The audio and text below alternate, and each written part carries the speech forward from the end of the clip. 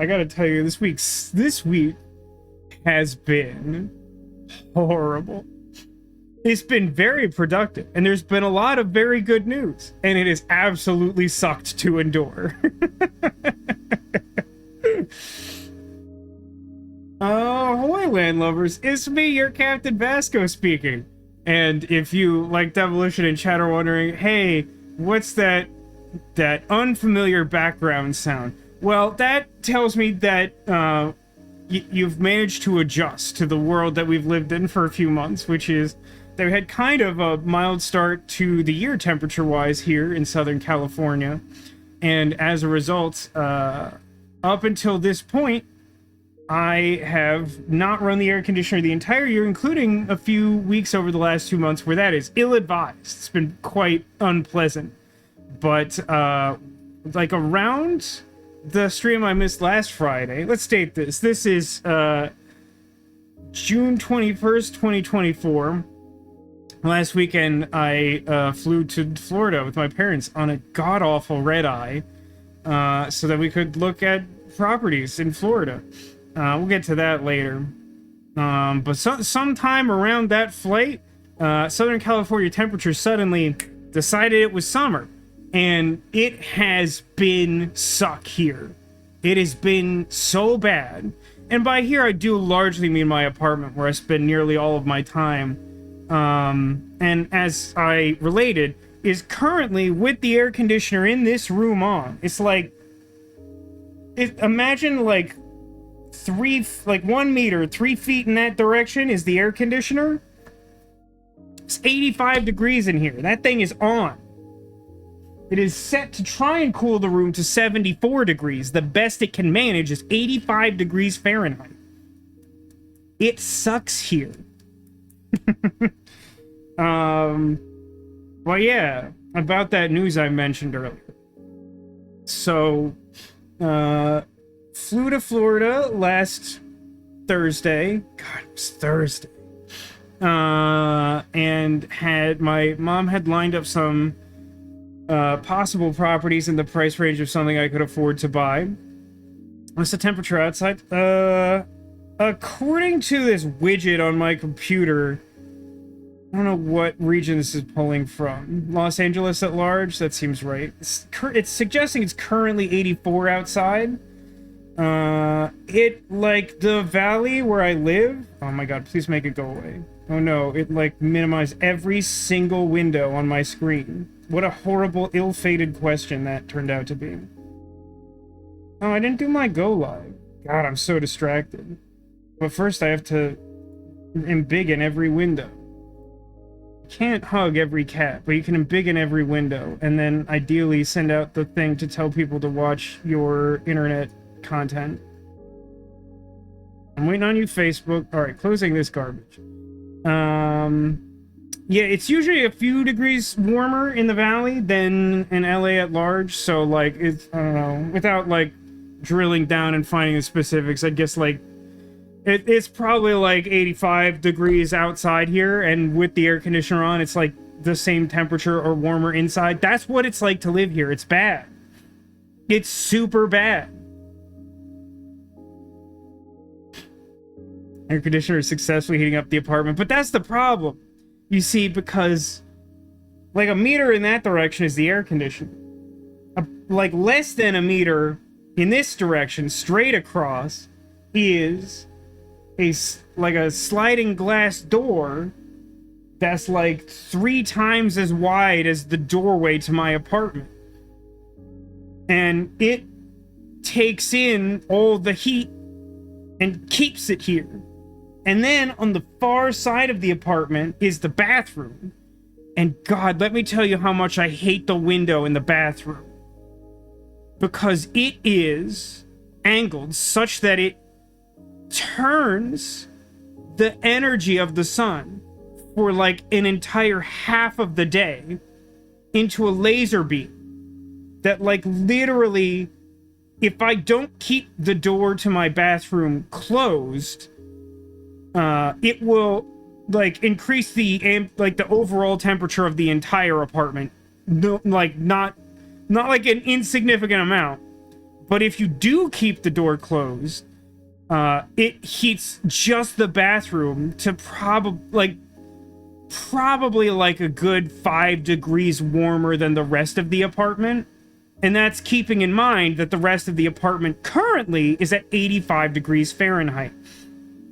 Now, the funny thing about what I just told you is that's marginally an exaggeration, and not the way you think, because the door to the bathroom in this apartment doesn't close. The entire time I've lived here, it has never closed. It is fortunate in some ways that I'm very unpopular and don't invite people into my home, because it's really weird to try and tell people this. It's come up, but that's just a weird thing to have to deal with when having company over.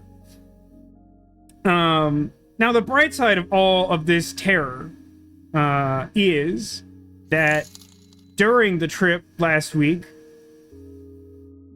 I found a house that I like, that I could theoretically afford.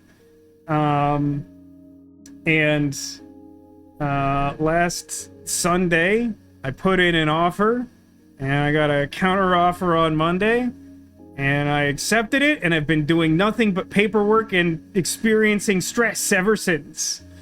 We're good ways through the process. It is looking mostly promising at this point. Nothing is without issue, and I still have no concept of how the logistics of moving cross-country are going to work. But as part of the home inspection, which is a thing I've been through now, the inspector tested the central air heating and cooling system in the house that I'm attempting to buy, and on a 93-degree day in Florida, he got it reading like 63 degrees inside, something like that. So like 30 degrees cooler than outside, rather than like basically outside temperature, if not warm. Really hard for me to wrap my head around that, because I've adjusted to this miserable garbage dump. It's so funny, Katain. That's like almost exactly what my dad said when he went through the inspection report, because he was a civil engineer and he knows like a lot more about this and has owned several homes, along with my mother, of course, but his background in engineering gives him like additional insight as well, so he wanted to go through it. And that was like one of the first things he said about it, was like, I don't know, is 63 degrees cool enough? I was like, life finds a way. Also, Demolition, thank you for the bits. That brings me to another talking point I wanted to address before playing any kind of game today, which is, I wanted to issue a formal statement of thanks to everyone who has ever contributed any amount financially to this channel. In no way do I ever expect any of you to contribute money in any capacity, nor should you feel like you have to. But it has not escaped my notice, because I'm going through all of this process, that were it not for the, over time, not insignificant amount of money communally generated by all of you, this would not be possible. Like, the percentage of the payment that I need to make to buy this house, and that is covered by that sum, is not insubstantial. So, really, any amount of support has always been appreciated, but I just wanted to take a moment of appreciation for that, and if it means anything to you, to let you know that it has had a material effect on my ability to take this step into a new chapter and mix all my metaphors and all that stuff. Yeah, again, no one should ever feel pressured to do anything like that, and certainly never step outside of your means or what you can give, but I just want to say that it is appreciated. And because everything is timing out perfectly tonight, which is a contrast to my entire week. Welcome to Alcadius, and thank you for the 82-month sub. But yeah, so there's a house. It has a big tree in the front yard, and in that tree sleeps an outdoor cat who guards the house. It amuses me greatly for some reason. As someone who doesn't really want a pet, there's something about that cat that really is delightful. It was just like when the first time I went to the house, the cat was just kind of like stretching like in front of the house. And then we like came back to look at it a second time later. I think that was when we like actually did the formal walkthrough for it. And like the cat wasn't around, and I was like, oh, the cat's gone. And then like as we were leaving, I just like happened to look up in the tree, and he's just like hanging out there, and I've seen him there like 3 times since. Yeah, I mean, cat, like guard cat is definitely a feature of the house for sure. It's over $9,500 in 7.5-ish years. I'm not. That's probably gross contribution, right? I don't really want to go into it, but that math would seem weird if that wasn't accounting for Twitch being ridiculous at rates. Also, that's a very big amount of money. I hope you're doing okay.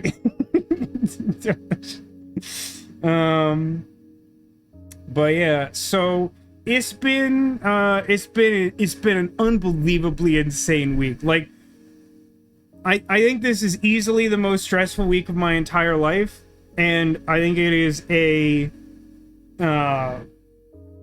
case study in how much personal growth I've had over the last, 10 years, broadly speaking, that I feel like I've really coped with it well, but like I think I've never been this tired ever. It's been very miserable a lot of times, and I gotta say, like, I know that this may sound either like offensive or obvious, but I am a millennial, and there are many traits to which other generations ascribe to us. And one thing that people comment on with millennials is that, like, oh, like they don't buy houses, as if this wasn't a criticism of what people before us have done to the economy or whatever. But like, another thing they say is that we're sort of like immature, we're all like focused on nostalgia and like don't grow up or whatever. But there's really nothing like buying a house to make you feel like an adult, and not like because adults have houses, but because of how like insanely responsible you have to be just to like manage the process. You have to do so much crap and coordinate with so many people who may or may not be completely useless. And like, I don't know, it's just been a culmination of all of my like productivity skills and my like emotional coping skills and some other type of skill that definitely doesn't pertain to getting enough sleep. But like, I have slept very soundly every night since getting back from Florida, but mostly because I just kind of black out at a certain point. It's a lot. It's a lot. Yeah, it's true. One of the first steps of this process was determining whether my fully remote job would have any issue with me moving to the other side of the country. And to my surprise, they were like, the literal response that my boss gave me was, how I don't remember the exact wording now. It was something to the effect of like, good luck, keep us posted, or something. Or no, it was like, I think it was like, thanks for telling us, keep us posted. And then my, like, manager, who's sort of between us in rank or whatever, was like, good luck. And I was like, that's such a weird response to that, but okay. I wish it says, my job, you can work remote, but you have to be at every 3 months. That doesn't, like, make any sense. I know you've talked about this before, but that doesn't make any sense. I hope they should understand that. They should know that. Hi, Keen. Welcome to the stream. It's good to see you. I'm in extra long chat mode today because, like, life stuff is happening. Mostly giving some context for the fact that I'm very tired and I don't know what this stream is going to be like when we start trying to play games. But also giving some context because I wasn't able to stream last weekend and letting people know that at least the time was used insanely productively. I do have to say that I have no concept of how a person with like a regular office job could ever have gotten a mortgage approved ever. Like, I have had to skip like every single break I would normally take to like not be looking at a screen this week. To instead be doing paperwork on a different screen. Like, there's just people constantly being like, hey, Vasco, could you send me like some insanely sensitive documents? Good luck. And things of that nature. And it's like, well, it can't wait, because if it waits, then like these periods built into these contracts will lapse, and then like everything will go to crap. It's just, it's so fascinating how much you learn and how quickly you have to do it. And I don't know how people do this, and I don't know how people ever did this in the beginning of whatever the system looked like back in the day. I mean, when I said something like that to my dad, he was like, well, you know, all these systems got put in place because as the result of many failures. And that may be true, but like, good God.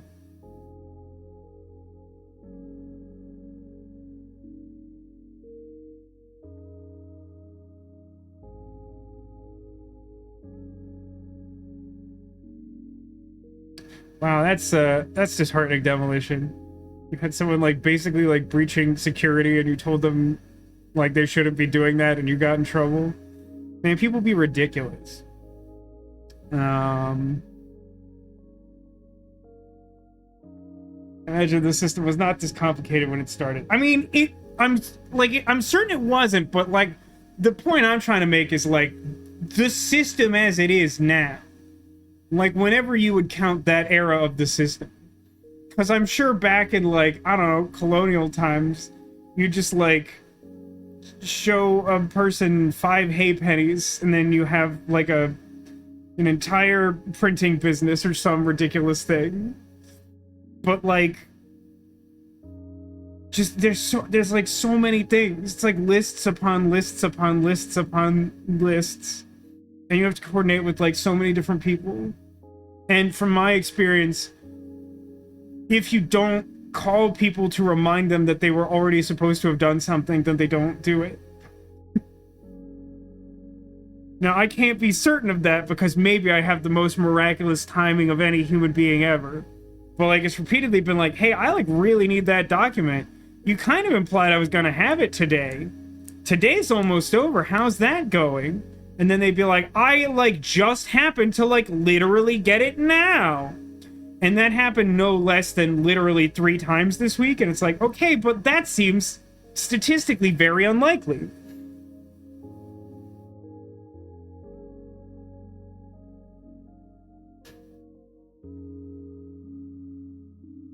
Yeah, it's a lot. The system is a mess.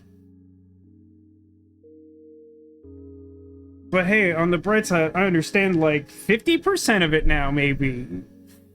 I don't want to get too lost in the weeds. I'm probably about as lost in the weeds as I'd like to be on this. Unless people are actually interested in talking about it, which I don't think that they are. But like, again, thank you to support. I mean, I feel like I've said recently, although I probably don't say enough, how grateful I am just for people to show up. Just for, like, you know, I think our recent average has probably been, like, just over double digits of people hanging out. And that's great. I love that. I love talking to you guys, and I'm glad that you care enough to come out. But, like, the fact that you have cared enough to support the channel in any measurable way has really made a difference. Even just showing up and not, you know, contributing money directly, like, it has been difficult to get to this point in many ways, and in all ways, all of the support from chat has been invaluable, and I just really, you know, considering the math on that, just really wanted to take a moment to make you all aware of the fact that I'm aware of it. Does anyone want to see me play Cobalt Core? It's really hard for me to think that sentence through. Well, I'm glad that I can contribute something back to you. I'm pretty excited about it, Keen. And thank you, I appreciate the positive energy. I'm really excited about it. There's a lot of cool things about it. I don't really know what the streaming schedule is going to look like on the other end. I also don't exactly know what the streaming room is going to look like on the other end. But there will be a room for streaming, which has pros and cons probably as far as you're concerned. And mostly pros as far as I'm concerned.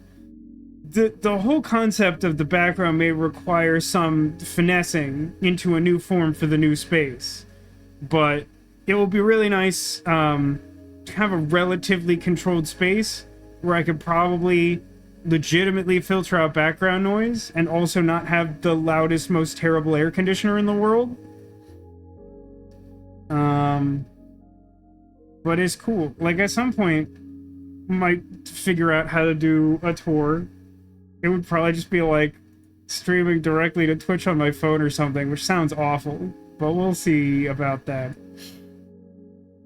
But yeah, with all the life stuff going on, just kind of wanted to update you on that. I guess the final word on that is that at this point, I still really don't know what the rest of the streaming schedule looks like through the summer. Like I was alluding to in the sort of pre-show era, by like the middle of August, I'll be somewhat settled. My guess is that I will probably attempt to stream sometime around then, but like to a completely undecorated room, most likely. It would probably just be like streaming nonsense from a blank slate. But you know, that'll be the way that is until we can prioritize decorating, figuring out how that works. Would we like to play a game? Would you like to play a game? Largest question is the 3-hour time slot. Yeah, I don't know. Honestly, I kind of think I have to get a sense of like what the new work schedule is like, and then I'll have a better sense of options. I mean, like, in a sort of material sense, I kind of know what hours my boss wants me to be working in the new time zone to sort of collaborate across coasts. But it's just kind of hard to say what that rhythm is like without like living it, because like that's really part of it, you know. Oh, I gotta. Hey, this is a pop-up green screen that I've had for like 6 years or something. Now the problem with those, any green screen, is that you do need to light them effectively, and you kind of have to light them evenly from both sides, unless you find like a really intense like soft light source. Just to give you a sense of this room and its capabilities, you can kind of see directly back to the couch. You can also see this like love seat here. It's like literally in frame. Obviously, like there's a whole furniture here. Over here, like at the very edge of my ability to reach, have some stools that go with my weird kitchen you'll never see. And over like here is where the second monitor goes, which makes certain games possible at all. So, like, the only way to light the screen effectively would definitely be a fire hazard. Just being in here is probably some amount of a fire hazard, to be honest with you. But yeah, I mean, like, the green screen should be a viable option for at least sometimes. Like, maybe that is a good solution to having nothing set up, is to just expect to go full green screen. Still need to kind of figure out a lighting solution for that, but the space should accommodate it.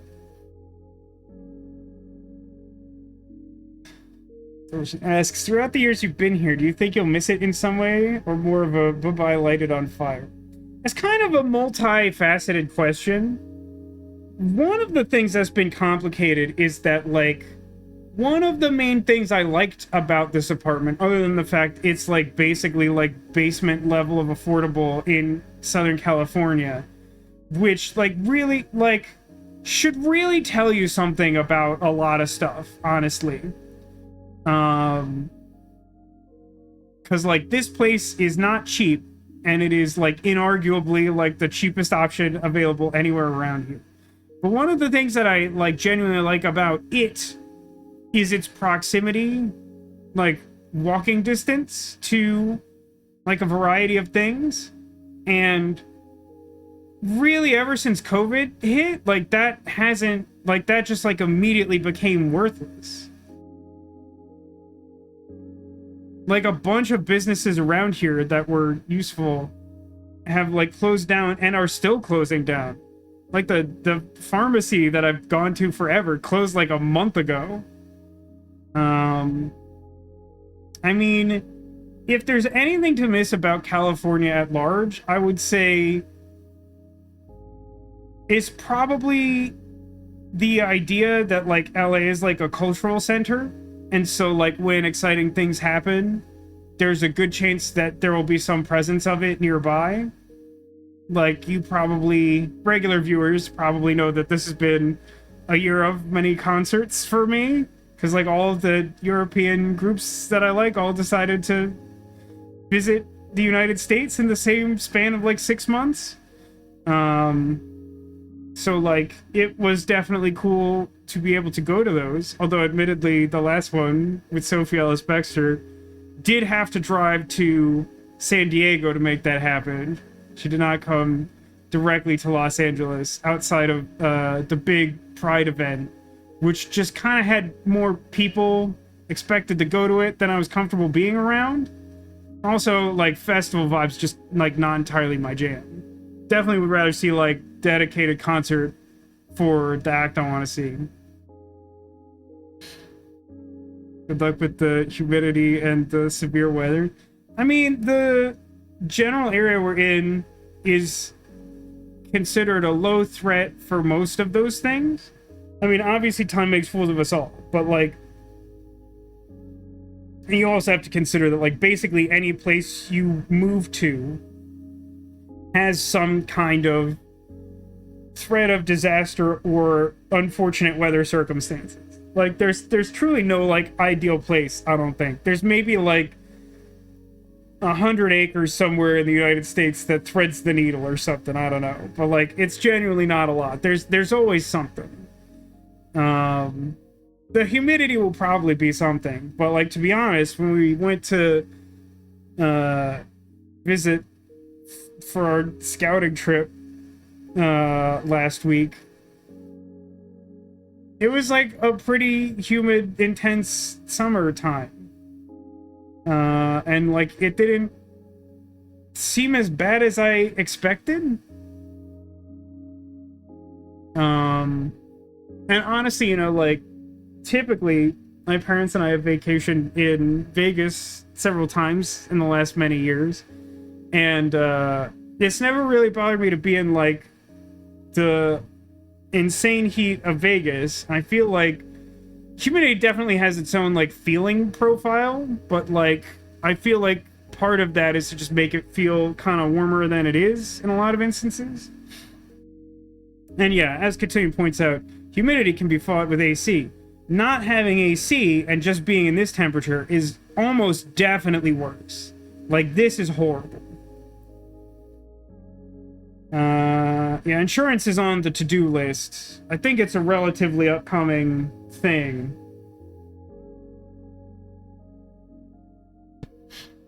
Yeah, by the way, at some point I might get like a random phone call. My like mortgage company loves to call me at like 8:30 at night, which is my favorite.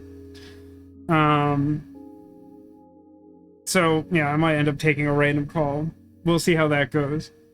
But yeah, I mean, I don't know how we shifted to like negative topics, but trust me when I say that I have considered everything that you are bringing up and more, and there's just not a more practical option. But like also, like I legitimately think that there will be a lot of good to come from this. Like I'm like actually pretty excited about the idea of a new start. And yes, it will have its problems. Everywhere you go, everything you do, there's an opportunity cost and there's risks and there's problems. But like, I have weighed those things. Trust me. I'm never not thinking about it. Exactly, Cotillion. A new start. Why does everyone always give me weird looks with my vanity plate?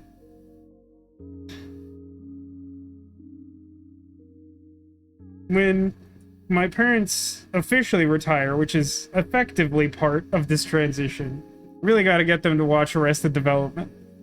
This has been on my to-do list.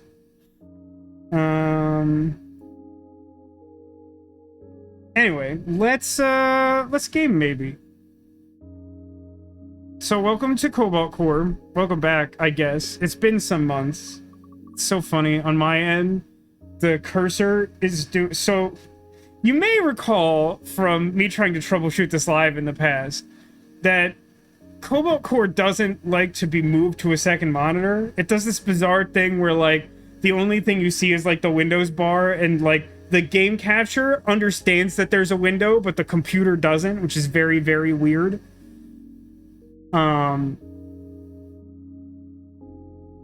But like, I did manage to get it into windowed mode, which I think is the concession that we needed to make it stop like freaking out in the capture. We're gonna have to test that today to be sure. But like, it's like in windowed mode on my big screen, and like the hand cursor is ginormous because it can't quite figure out the ratio of what it should be doing. So, for those uninitiated, what is Cobalt Core?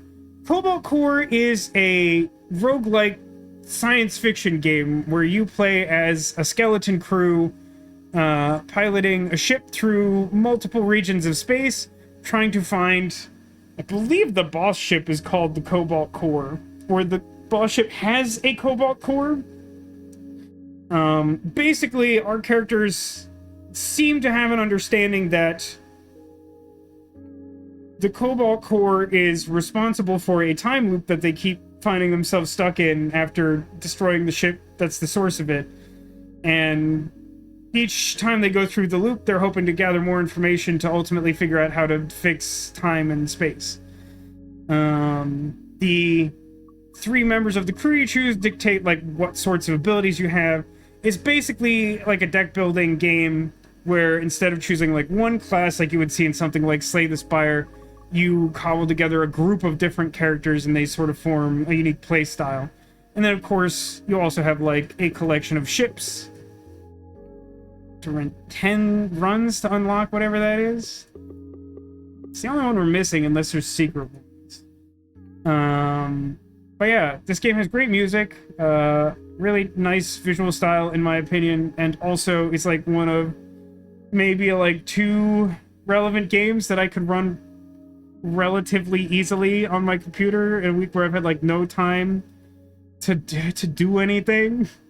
Like, I can't stress enough that like all of my free time has gone to being responsible, and then like each day I have maybe like 60 whole minutes to like watch a YouTube video, or like I did yesterday, discover that even though I don't have a BritBox subscription, because I am subscribed to Amazon Prime, I can watch a weird live feed of BritBox that's just old Doctor Who episodes. That's very fun for me. So, chat, what do you want? Full random? You guys want to pick what I do? I need something to justify talking for this long.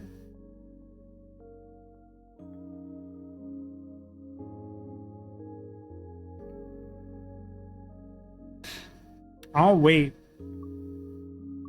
I don't know if Ditto were here. I think Ditto's the only person who's like a regular who has any idea what the... Oh, this crewmate will invite herself aboard eventually. Don't worry about it. Wow, what a delightful prompt from the game. I was like, how do I get these characters? And it's literally like, don't worry about it. Like, okay. And then the last one's like a for real mystery. Just random? Well, no one else has said anything, so... Did it randomize what was already selected? I think it did. That's statistically improbable. Is there not a random for ship?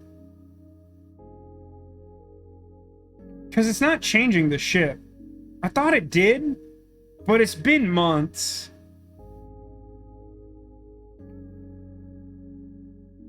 Did it change the ship? Okay, good. I'm glad someone was paying attention. That's what you're here for, chat. Maybe, I don't know. What's our difficulty? I think we found that normal was actually pretty easy. Hard was legitimately hard. And I think we've tried harder than that, and it's like basically undoable for me. I'm not smart enough. But I don't think that gets randomized. I think it forces you to pick that, and then you go. Do we want easy, hard, or wasting our time? Ares is a good ship. I like the double cannons. Start with normal, great. I can't tell if it's just the fact that I have the air conditioner on. It feels more quiet than usual. System time corrupted. Please select boot option. Boots with the fur? Random artifact, common artifact, random rare card. Upgrade 2 cards to type A. I seem to recall that I typically like type A. Each card has like an upgrade tree that's very similar to Skylanders for the none percent of you who used to watch my Skylander videos on YouTube. But you basically just pick one of 2 types of upgrades if you're upgrading those cards. Did you actually contain? I don't think I knew that. At least I don't think I remembered that. I've been actually debating whether I should try to preserve my collection of Skylanders for the purpose of this move. Feels like it would be an enormous inconvenience to try and replace them later, but also, is it worth it? I haven't decided. It would be sad to give them all up. I probably should pare down the collection at the very least. That's true. My mom definitely did watch them. I don't know. Rare card sounds fun. It's Rock Factory. Rock Factory is a terrible card. And I don't believe you can opt not to pick it. So we got that going for us. Oh man, I'll never get used to this. It's like waking up from a dream I've dreamt 1,000 times. But the details fade as I try to remember them. Interesting. No one else has reported dreams. This might be an actual data point about how the time loop works. What happens in the dream? I remember standing on the surface of a barren planet. There's a blinding flash on the horizon, and a white sphere of light that expands to fill the sky. I wake up just before the blast reaches me. Also, I'm in my underwear and I didn't study for the test. Oh, that's just a normal anxiety dream. Ah. Okay, I'm turning up the volume, I think. Hold on. Settings. Is that too loud? That does not seem too loud. Actually, we bump sound effects down and then main volume up. No, that's dumb. Put this back. Everything at 6? Let's see how everything at 6 feels. Yeah, it's a little louder on the screen. Let's give it a second and tell me what you think. I would not be surprised if we felt like one music notch lower was correct. So again, for the uninitiated, you will draw a hand from your deck that is like things a spaceship can do, like maneuver or fire gun. We randomized a ship that lets us utilize 2 cannons, and basically one of them retracts and like blocks damage, and the other one is an active cannon that we shoot out of. And we can use this card that generates every turn to switch which one is like on offense and which one's on defense. So basically this ship goes both ways, which is good to know. We are playing with Isaac, who is... I think at this point Isaac's my second least favorite character. Only because the hacker has like a gamble and discard style that like is not my jam at all. I will save it. Why do I not? Cotillion. I'm glad someone was picking up what I was putting down. So, we've started with one move. I think your default artifact does that for you. They kind of have like a cannon aimed at us that I don't think I can technically... Well, I guess I could if I dodge to move twice. So I could like multi-shot, shot, dodge, and then just like move out of the way of the cannon.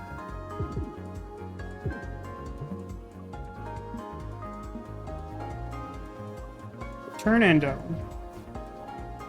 What's new with everyone else? Since I wasn't here last week, I assume everyone's been up to exciting adventures. Well, geez. So, the problem is that now our hand is very defensive. It doesn't really do much. We also can't move. So we can't move and we can't shoot. The only things we can really do are generate a drone that will, like, fire a laser that won't hit them based on its placement. Or I could play Rock Factory, which sounds really cool. Because Rock Factory basically just says, like, for the rest of this battle, your ship gets a status that, like, fires an asteroid out of your, like, cargo bay every single turn. But in reality, what that means is constantly just, like, bumping into stuff that you might be trying to set up, like these attack drones. And it also runs the risk of, like, if you already have, like, an asteroid in front of you and you're like, oh, good, their cannon will shoot the asteroid, then your ship can generate another asteroid if you're not careful, and it will destroy the other asteroid, and then you just get shot. It's ridiculously difficult to make Rock Factory do something good, so I will play it here and be sad about it.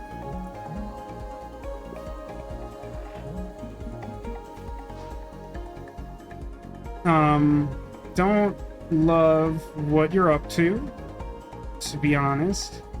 But I can use parallel shift to block their shot.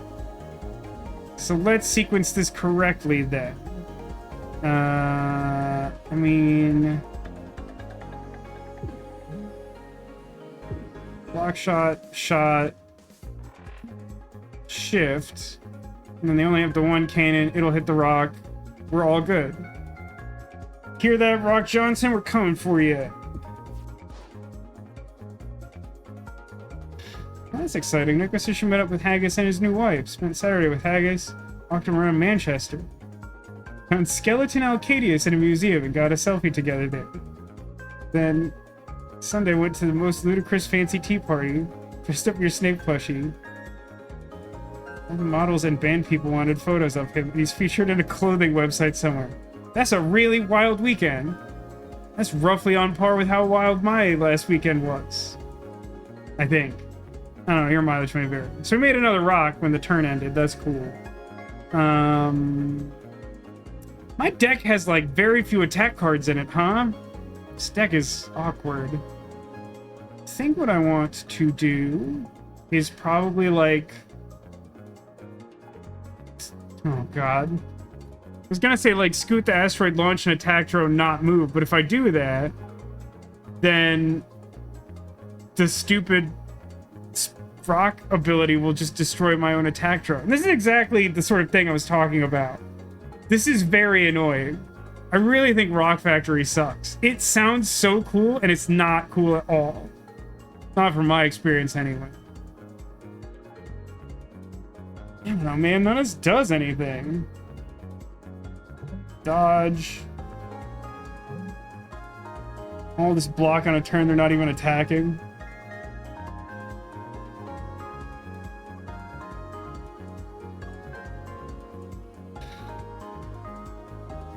And honestly, I think the thing to do is, like, move the asteroid, play a laser turret, move. It's, like, super inefficient and does 1 damage to them.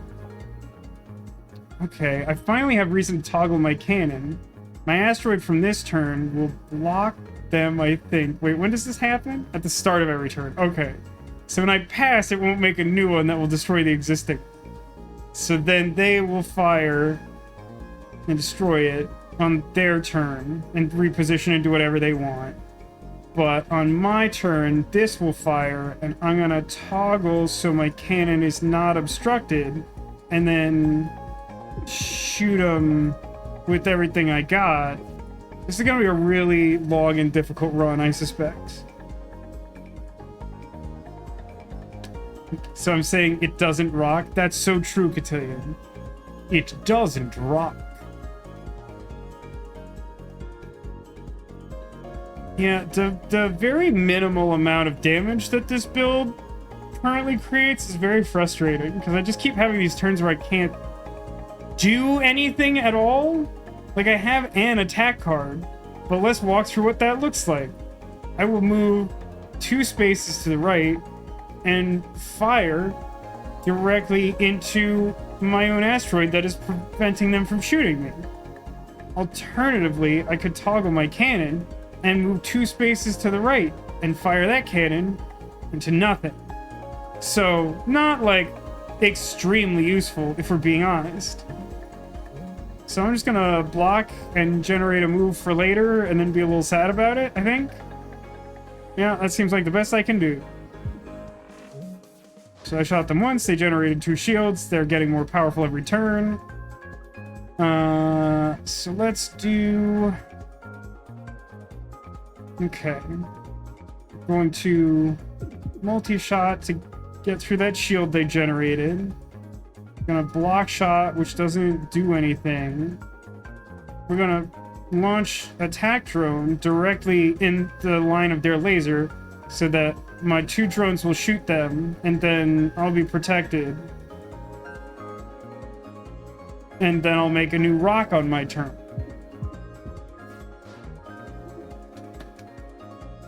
I guess she also took Haggis to her favorite pancake place. I'm so glad, not just because it's great that you had pancakes, but that reminds me of a really terrible story that I'm obligated to share with you. So, when we went to Florida this last weekend, you know, we stayed at a hotel, and at least in America, it's like pretty traditional. To have like a little breakfast area, you know, continental breakfast. I don't know if anyone knows exactly what a continental breakfast is. It's just like the breakfast that is at a hotel. And, you know, pretty standard fare of like, they had some muffins, they had like eggs and sausage and like cereal options and like fruit yogurt and things like that. One really noteworthy feature they had were these, what I would call semi-automatic pancake machines, which were sort of a long box construction with like a window, and at one end is like a dispenser, and then there's a conveyor belt, and then like heating elements along the conveyor belt. So you basically like press one button, then like it dispenses enough batter for a pancake, and then you watch it like slowly work down the conveyor belt until it comes out as a finished pancake. It's super fun. It's really neat. This hotel happened to be near a tourist attraction that is really exciting for kids. There were a lot of families with kids there. And we went to the breakfast twice over the course of the weekend. The first time I got 2 pancakes. They were great. I mean, they weren't like the best pancakes I've ever had, but considering they came out of a cool novelty machine at a continental breakfast, probably above my level of expectation. Enjoyed that a lot. It was very difficult to fight to get the syrup. The machines were very popular. Now, all of that is totally fine. I alluded to what is essentially a war crime. What happened the second day that we went there is we went like a little earlier than we did the first day. We had like more stuff to get done. So we went down, and I was sort of thinking in my head, you know, like, oh, we went down a little earlier. It might be less crowded. Maybe I can get some of those pancakes and not have to fight a bunch of children for the pancakes. Little did Vasco know that some weird family was already down there, and their son, who's like, I would estimate like somewhere between like 8 and 10 years old, had gone down to breakfast like fully in his pajamas, whatever, sick as a dog, like absolutely clearly, like visibly very, very sick, and like he was just like hanging over like both of the pancake machines that they had there, and just like would not leave. And like the, you know, he's just like sitting there like making infinity pancakes and like open mouth coughing on both machines, like not even attempting to cover his mouth. Like his sister was also sick, I think, but she was like at least trying, but like he was just like, let me just cough all over all the pancakes, which was just dreadful. I was very upset on so many levels. One, because like I would have enjoyed some pancakes for sure, and two, just because like, listen, like glass house and stones, I'm like a 36-year-old single guy, so like I don't know much about parenting, but I gotta say, like, that's so obviously not right? Like, nobody looks at that and is like, this is like an acceptable way to behave in public, and I shouldn't have any qualms about being responsible for this. Like, no, you should... Your behavior is bad and you should feel bad, right? So like that like really upset me on many levels that they did this, that they very deliberately ruined the pancake experience for everyone. What was also kind of maddening about this is that like after we were there for just like a few minutes, and like this had been going on the whole time, like the mother loudly says something like, oh, like, you know, when we're done breakfast, like we could get you some medicine. I'm like, medicine should have been step like -0.5. Like, we shouldn't have considered coming down here until we gave that poor sick child medicine. What's wrong with you? And we had posited that they broke the machine, and then when I told the story, it's like, that's even worse. I definitely feel like that's worse. Neko had asked, to go. Because I had a Holiday Inn Express. No, we used to stay at a Holiday Inn Express when I was first moving out here. There was a nice one in Burbank that I think got rebought and also isn't good anymore.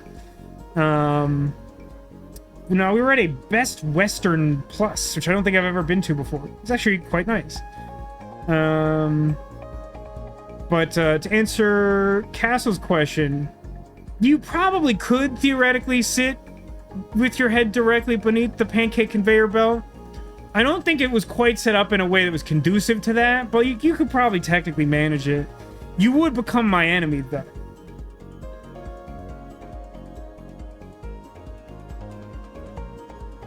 Because says I would have grabbed the staff and got them to clean the machines.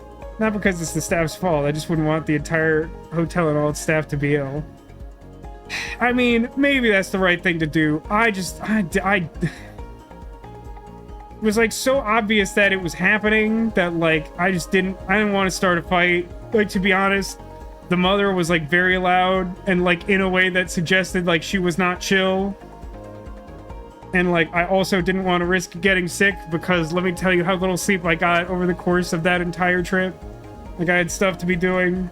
It was, like, not a great risk to take.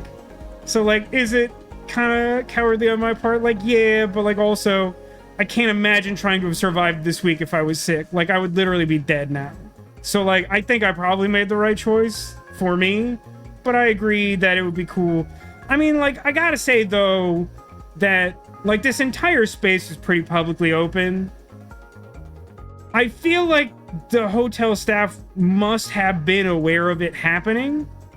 The fact that they weren't doing anything directly about it suggests they had some similar mindset to me. Yeah, this lady was, like, for sure a Karen.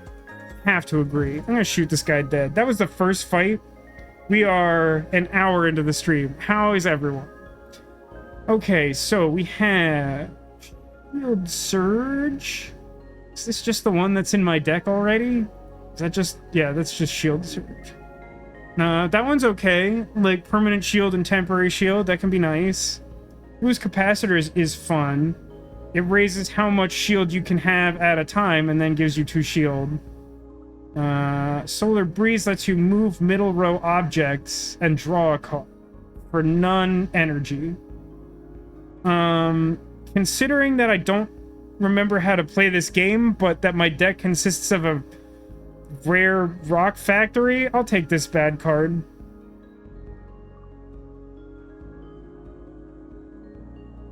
But yeah, just in case this is a teachable moment for anyone in chat, please don't go to, like, a public breakfast and then just, like, be sick as much as possible.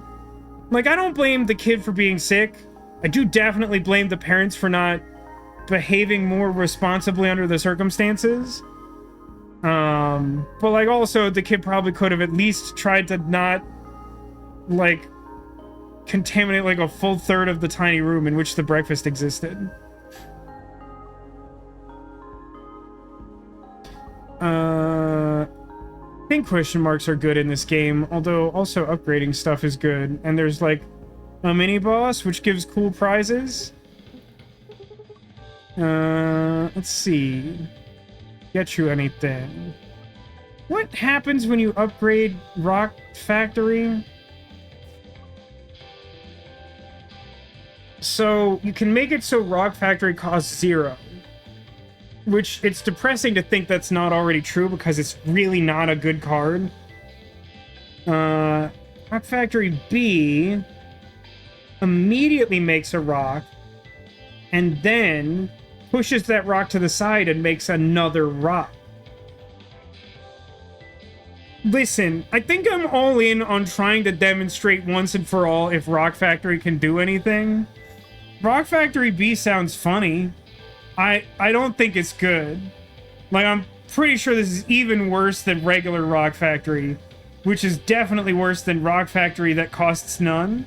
But, like, I think I'm just taking this stupid card, and we'll just see what happens.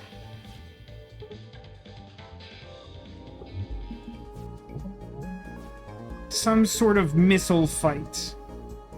Honestly, it's probably fine not to move this turn, because the one attack I have... oh, no, wait. I can do a lunge, and I'll still be in range to attack them. So let's do a shoot and a block, and move and a shoot. I think I'd rather have a dodge right now than a backup block. I feel like I have a good amount of blocks to draw into. Delicious says, considering I'll be in LA less than 48 hours from now, I think I can manage not to get sick all over the machines. Well, I do hope, for one, that there is an automatic pancake machine there. Because it's sounding like maybe this is like a standard thing we've added to Continental Breakfast. Which, if true, rules. They're very fun. My dad was jokingly saying, like, you should get one of these for your new house. And I was like, I don't know how to get it, but I'd think about it. The problem is that you still have to, like, provide the batter to the machine if you make it yourself. And that's kind of the most annoying part. Although I guess it would still be nice not to have to, like, actually, like, flip them and whatever. Okay, they're trying to shoot me. They fired a missile that will not hit me. That's all very good.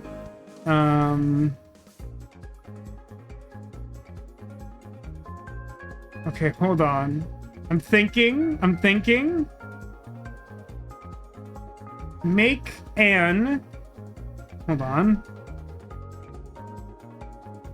No, this doesn't work. I was going to make an attack drone and then Rock Factory B, which would immediately make a rock which would destroy my attack drone, then attempt to move everything in the middle, which would have the missile hit me for maximum damage, and then make another rock. That would literally be the worst thing I can imagine. It would have been really funny if I did that, though. I think, though... Hold on. Rock Factory. Weird how it animates that, because that's not what the text on the card suggested would happen. I'm gonna do a... So, no, Solar Breeze will also have the missile hit me, huh? I just can't have any fun, I guess, is the takeaway. No, I'll just use one of my movement. I'm gonna scoot everything, draw a card. Attack drone, move, shoot. And I'll use the shield I already have to take the hit. So I'll shoot them again. Their missile will run into my attack drone. This missile will miss me. It's all good, man. Alright, now they want to shoot me twice. My rock destroyed my rock, which is kind of my experience with Rock Factory. I think it's really bad. I have a movement left. So I think...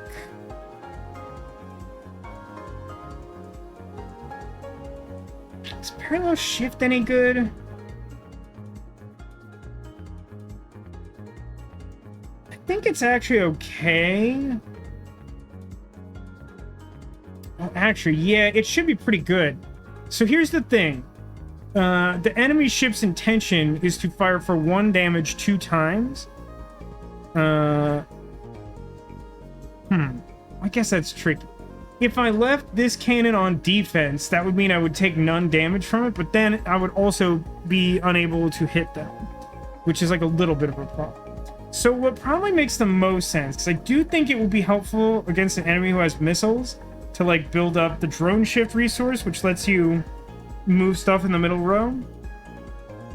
I'm gonna move the rock out of the way. I guess that will neutralize their missile, which is decent in its own right. I'm gonna move to the left, then toggle cannon and shoot her. Okay.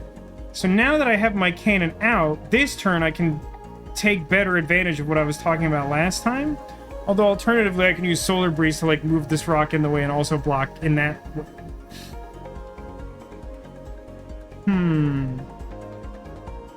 I guess my only real attack is lunge, which is a touch awkward.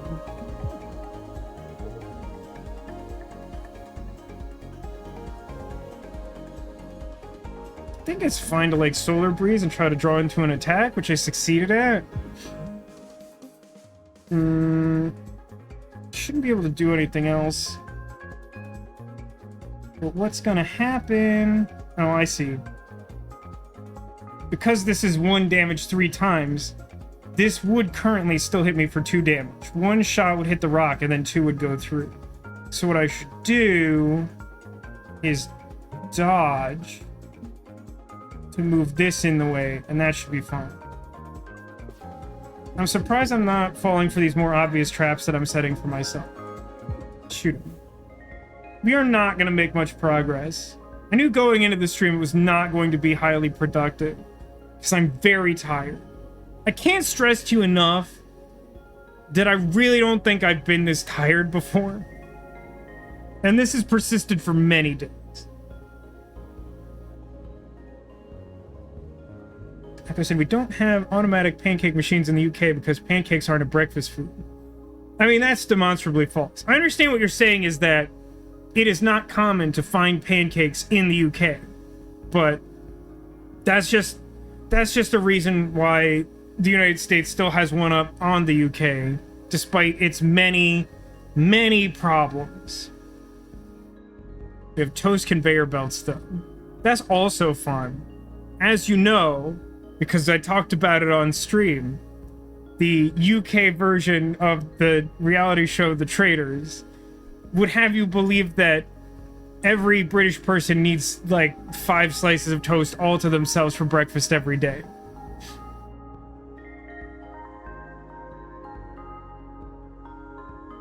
Favorite pancake place in the UK has locations in America. It's called Fua Fua. It's a Japanese pancake place?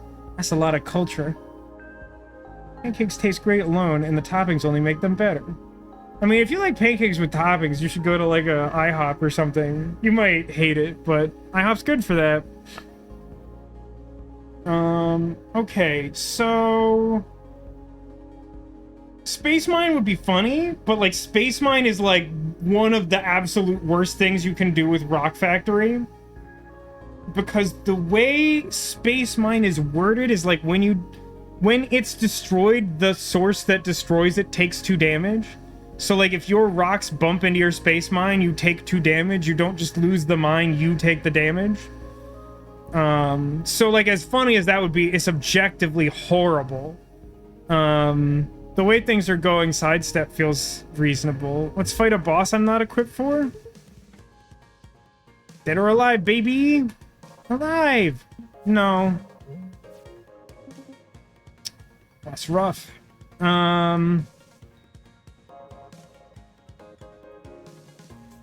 This seems fine. So, what I would like to do... Currently, my active cannon is facing their weak spot, which is cool for pew-pew damage. Then, like, block shot will offset some of the damage coming my way. Then I'll use the move that I have. I guess I don't actually take any damage this turn, because the only cannon facing me is 1 at my guarded point. So I'll just fire an attack drone at their weak spot for more pew-pew damage. It's a pretty good start on a boss fight. It's a pretty straightforward hand. I'm gonna pew, I'm gonna pew, and then kind of don't have, like, a lot else going on. So I guess I'm gonna dodge, but, like, take some damage. Because the only thing I could do to position myself to not take this damage would just have me take different damage.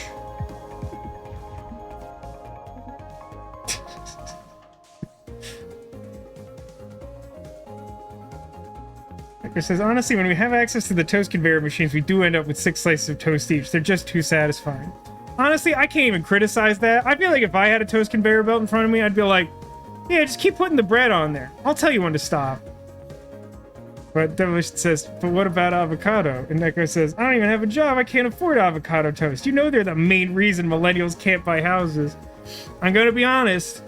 I've never had avocado toast in my whole life, which is probably the only reason why, at great expense, I'm able to make this incredible move.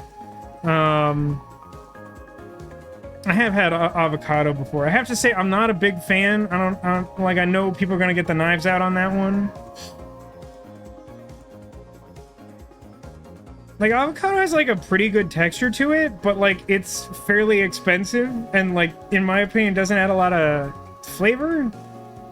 Yeah, I think avocado is overrated is the correct take. It's not that it's bad. Like, I hate a lot of food, and I don't hate avocado, but, like, it's the sort of thing where I'm like, why would I opt into another expense in my life? Because, like, there's already so much expense, you know? Do you understand what I'm saying? Boy, this hand sucks. I'm making a pretty bad deck, huh? I mean, Rock Factory can stop some of this damage. I guess I just can't do any damage myself, huh? So what's the smart guy way to do all this green card garbage? I think it's like do a bunch of move and then fire off the rocks, I think is correct. So then technically the correct thing to do would be start with the 0 cost that draws a card. Alright, I don't think that's super helpful, is it? Is that super helpful? Oh, it actually might be.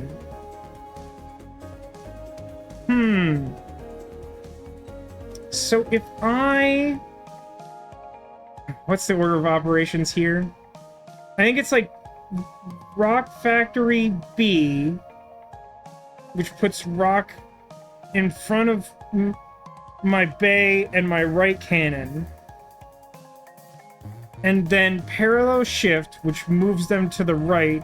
So now the rocks are in front of my right cannon and just to the right of my ship. And then toggle cannon so that the active cannon is on the left, and then launch. Otherwise, if I don't do it in that order, the rock blocks my shot. So rock, move, yeah, rock, move, toggle cannon, launch. I'm really surprised I'm working through these turns, but obviously I'm not doing it very quickly. I took a bunch of damage. Why did I do that? Oh, because it was multiple shots. See, there we go. That's more like what I'm expecting. Okay, so if I toggle cannon, I think I can kill them. Let's commit without doing that. Great. You know what they say, Vasco? You can't stop the rock. They do say that. What's mitosis do? It's a super weird vibe. At the start of your turn, lose a temporary shield and gain... No, lose a permanent shield and gain twice that much temp shield. I don't think my build is doing that at all. Rev the engines. For one, whenever you move this turn, move one farther. Man, I've had this one really goof me up before. Because it's not optional. Like, once you get the boot status for the turn, you can't move one. You can only move two. It's not my favorite. It's not the worst. It's not my favorite. Barrage is always funny. Is it good? I think it's really bad in this build, actually. Because, like, I'm making all these stupid rocks that don't do anything. Does mitosis do anything good if I upgrade it? Start your turn, lose 2 shield and gain twice that much temp shield, or...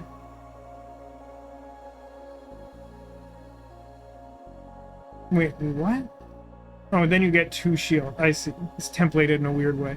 I think I take none of these. These all feel bad. Gravel Recycler. Gain 1 temp shield every time an asteroid is destroyed. If there was ever a time for this to matter at all, it would be now. This is the thing that finds super weak spots on their ship, which is usually pretty good. Stun charge is okay. They're both, even now, I would say both of these are better options than Gravel Recycler. But this is the rock run.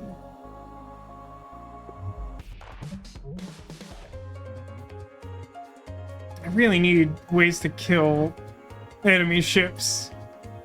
This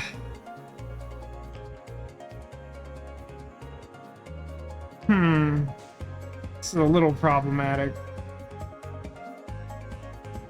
Again, we sort of have the problem where what I would like to do is, like, play Rock Factory B and then Attack Drone, or vice versa, and both versions of that are bad. I mean, I think step 1 is fire. And then...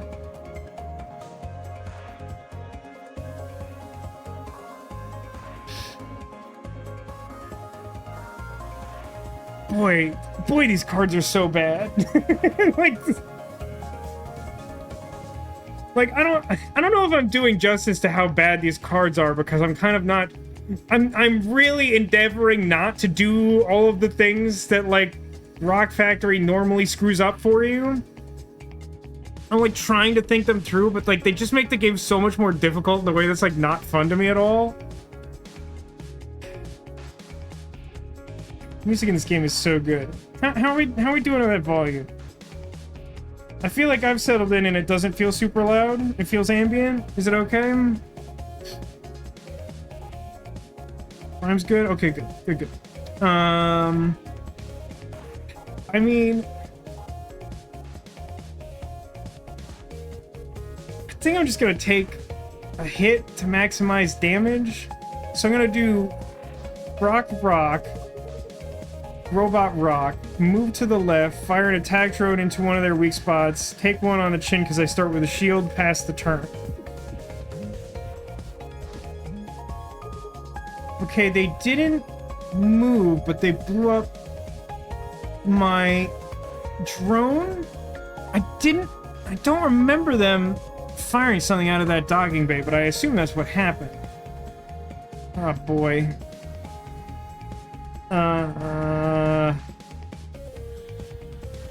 This is not good. I would say this is not good.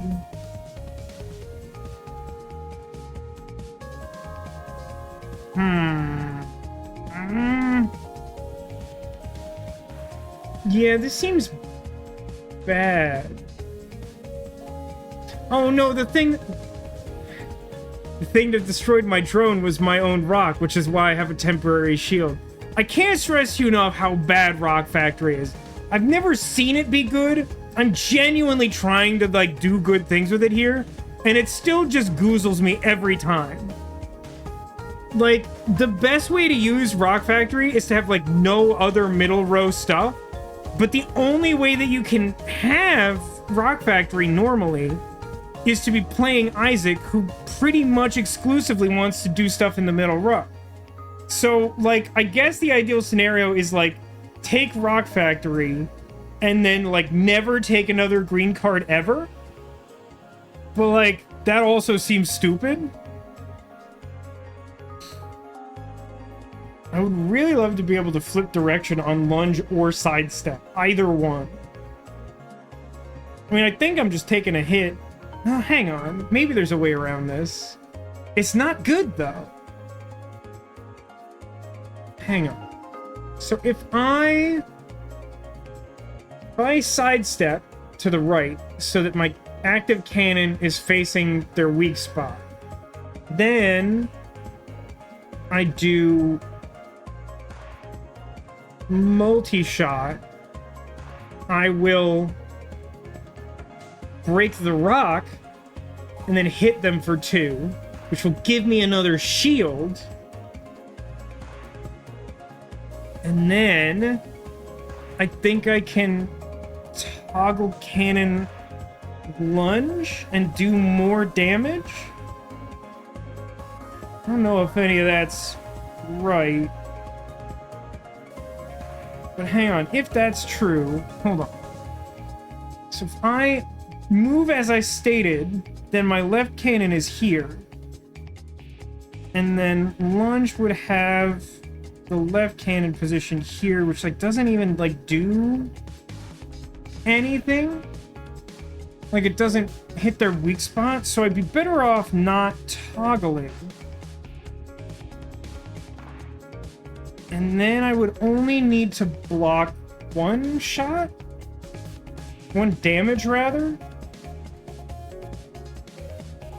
Which would mean that I don't have to shoot the rock.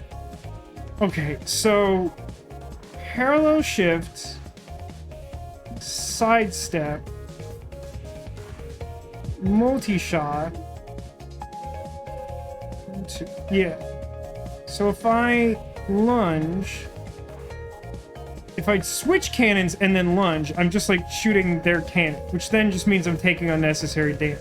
If I don't switch cannons and lunge, I shoot, like, the far edge of their ship, and then, obviously, at the start of my next stupid turn, the rock I'm going to create will break the rock I already made.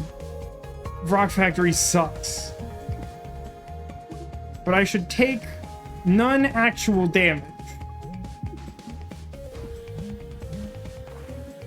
And now I have some temporary shield from blowing up my own spot. I don't have as much movement as I would like, and I don't have a rock to protect me, because I just don't. I guess I have like a bunch of temporary shield this turn, so it's actually okay. Question is, do I play... Probably want all my attacks, probably. So then is my last card Shield Surge or Dodge? It's kind of 6 of one, half dozen of the other, I guess. I do want to toggle because I don't want to move regardless. So I won't take a hit here. I'll be taking 3 to the face, but I'm already blocking 2 of them. So I think I'm going to go attack, attack, move, I think is the correct play. It's kind of close. I think move gives me more flexibility than the one shield. Okay. Well, I'm gonna fire my multi-shot into your weak spot. I suppose I might as well breeze.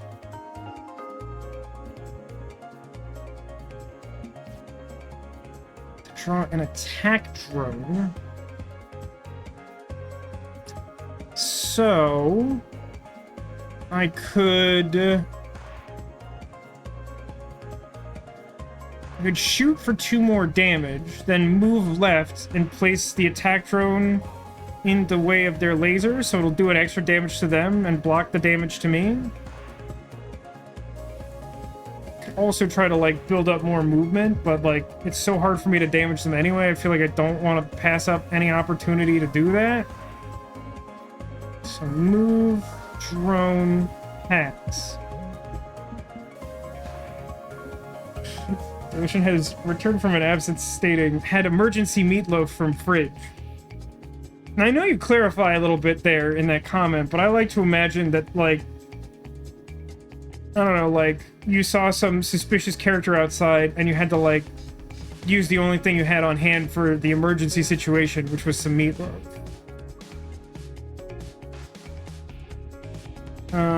So I can... This is not a good hand.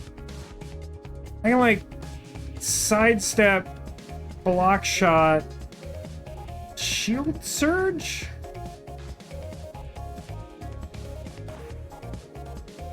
I mean, I just don't think it gets better than that. It's, like, not good. And they made shield last turn, so it, like, isn't even, like, positive traction. Alright, give me some shield, and then, like, parallel shift doesn't, like, do anything. Like, if I play parallel shift, I, like, spend the resource I get from it to counteract the movement, because I don't want this cannon to shoot my cockpit. So I think I just pass. I don't have, like, a benefit from just, like, literally playing a card or anything. Am I on tomorrow? I am! I don't know what I'm doing tomorrow. Like, I kept changing my mind on what today was gonna be until we got to, like, a few hours ago, and I'm like, it's gotta be, like, the absolute least amount of effort for me to do. So, yeah, streaming tomorrow. Next Friday's still kind of a maybe, to be honest with you. And then the week after that is off. It's gonna be...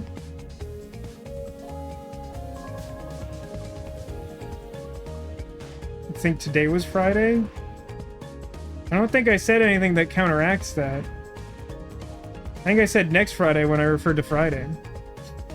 Am I doing Vegas for my birthday? I am, because it's most likely the last time we'll be in a position to conveniently do Vegas for my birthday. I really like, I don't know. I am a big fan of Vegas. I know it's not for a lot of people. A lot of people are just sort of critical of going to Vegas. People don't like that Vegas is, like, super fake. Honestly, that's, like, the #1 thing I like about Vegas. I like that Vegas is so ridiculously fake.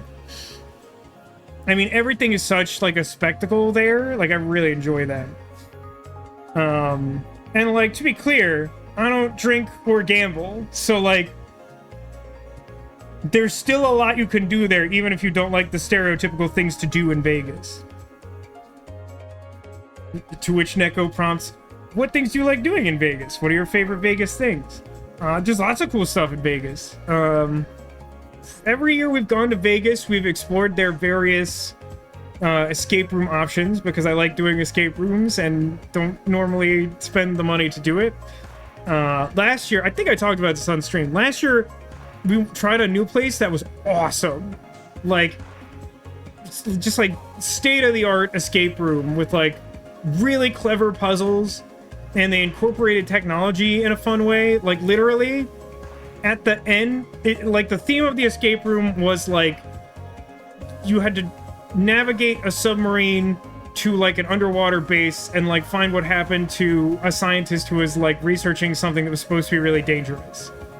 And once you like, you know, navigate the sub there and like open the door to another puzzle room that's like supposed to be the place you dock with, you solve a bunch of puzzles there. But then to like actually like finish the escape room, you like go back into the submarine, and then like a whole like wall of the room becomes a video game, and you have to use these like controls on the wall to like navigate away from this like big sea monster that you angered.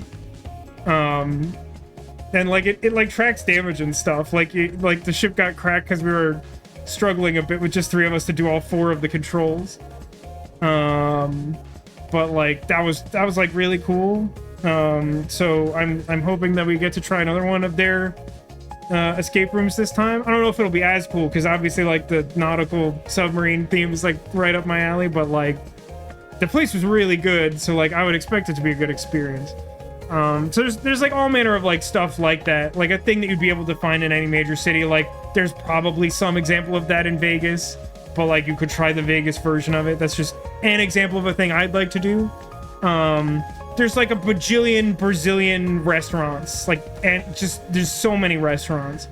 I, for one, am a big fan of the concept of the Vegas Strip, which is simply that like there's just like a bunch of like resorts that are all within walking distance of each other.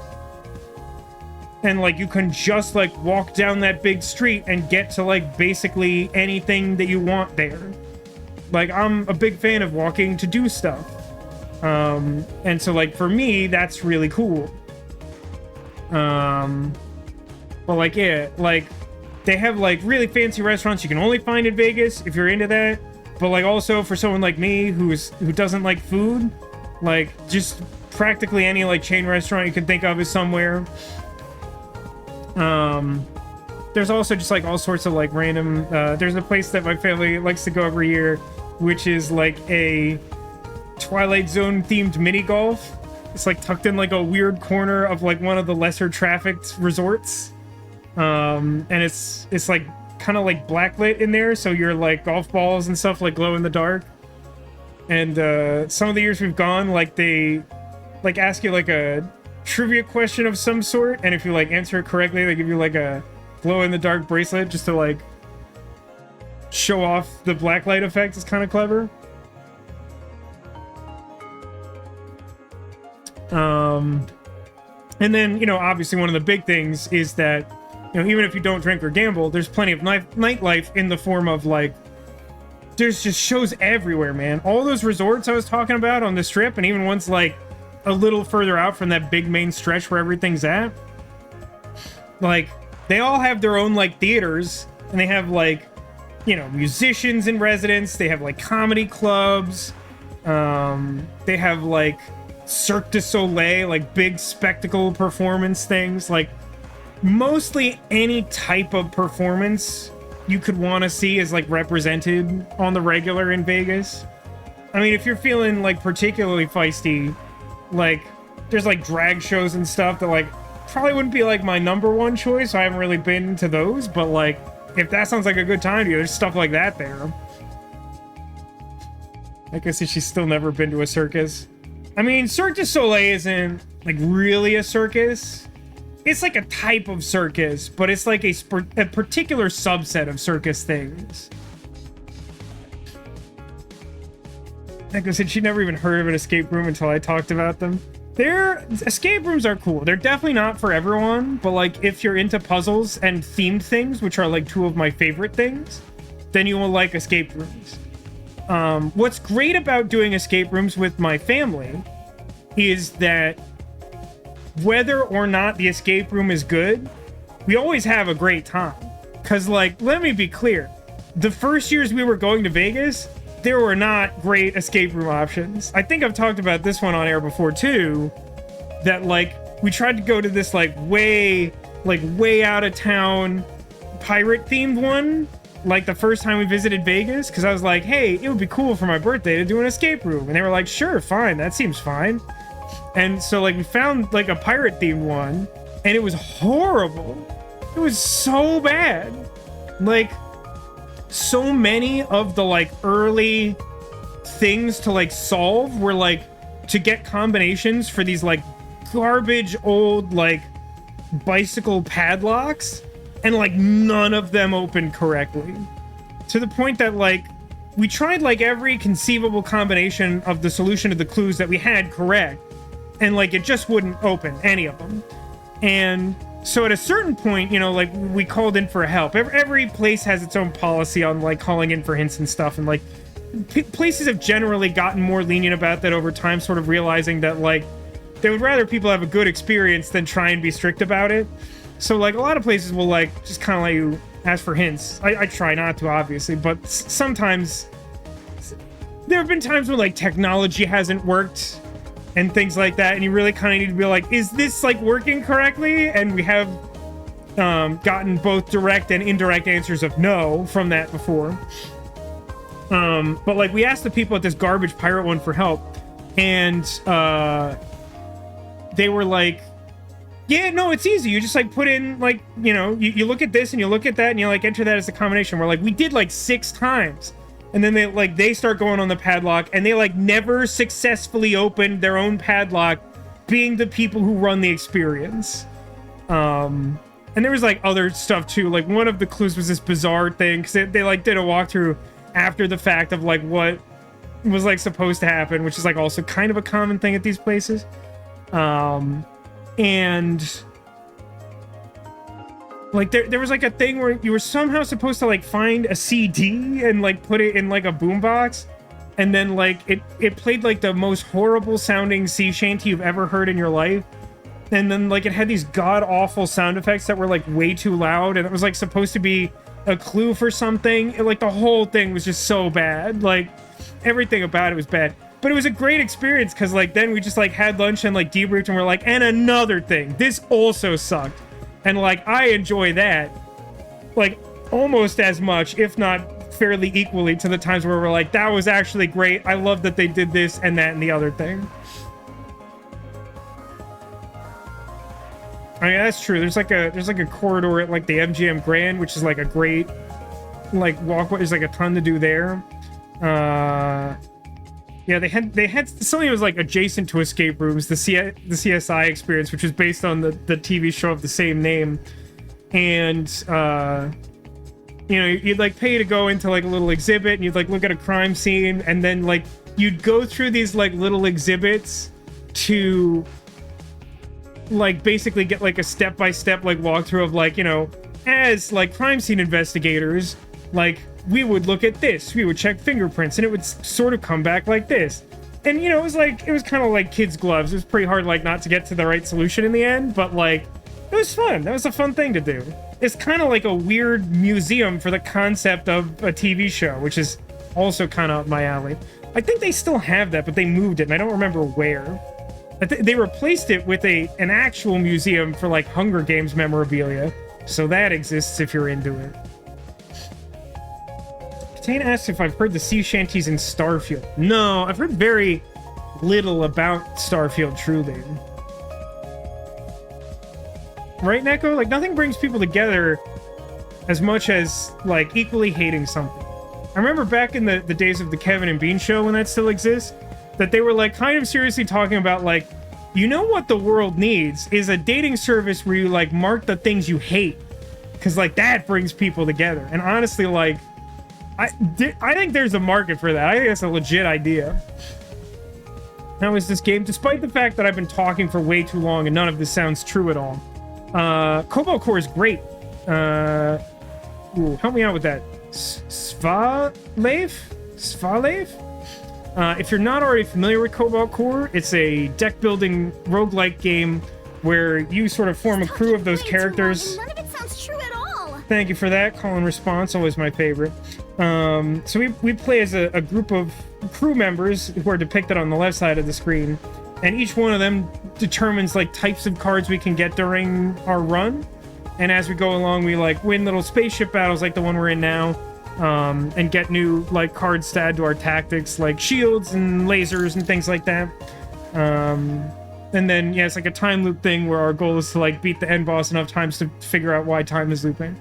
It's a great game. I do recommend it. I am streaming today on like low bandwidth, so I'm getting a little distracted, and I apologize for that. Thank you, Demolition, for gifting us up to our new friend. Welcome aboard. I'm gonna shoot. Lunch doesn't really do much here, huh? No, wait. I can solar breeze and move the rocks out of the way, and then lunge. I thought I had more health. I could have done that a long time ago. Hey, Letters, thank you for the raid, and welcome to the stream. All of the audio-visual sound effects. I'm covered by my own petard. How you doing today, Letters?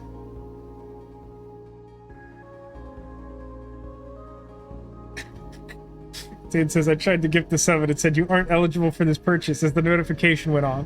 Believe it or not, I've been there. I appreciate the sentiment nonetheless. Entering vacation mode. Ooh, tell me, Letters. Tell me about vacation mode. Oh, missile shot. Hey, you know what doesn't go good at all with Rock Factory? Is missile shot. You know what also doesn't go well with, like, anything? Missile shot. I love missile shot. It's so fun. It is a terrible card. I'm taking it anyway. Pick an artifact. Regenerator. Every 3 Dizzy cards played gain a permanent shield. Well, considering our options, I think we'll call them pop-ups. And now, having selected a bad card for my deck, obviously I'm in perfect position to go attack the mini-boss. Taking a week off to work, to sleep, and rest. That's so awesome, Letters. First off, enjoy the crap out of that. Secondly, I love to hear that just because, like, I feel like people should be more willing to do that. At some point in the near future, I would love to do that. I'm pretty sure the whole move endeavor is gonna just obliterate from orbit any vacation time I have. I think I'm probably working straight through Christmas.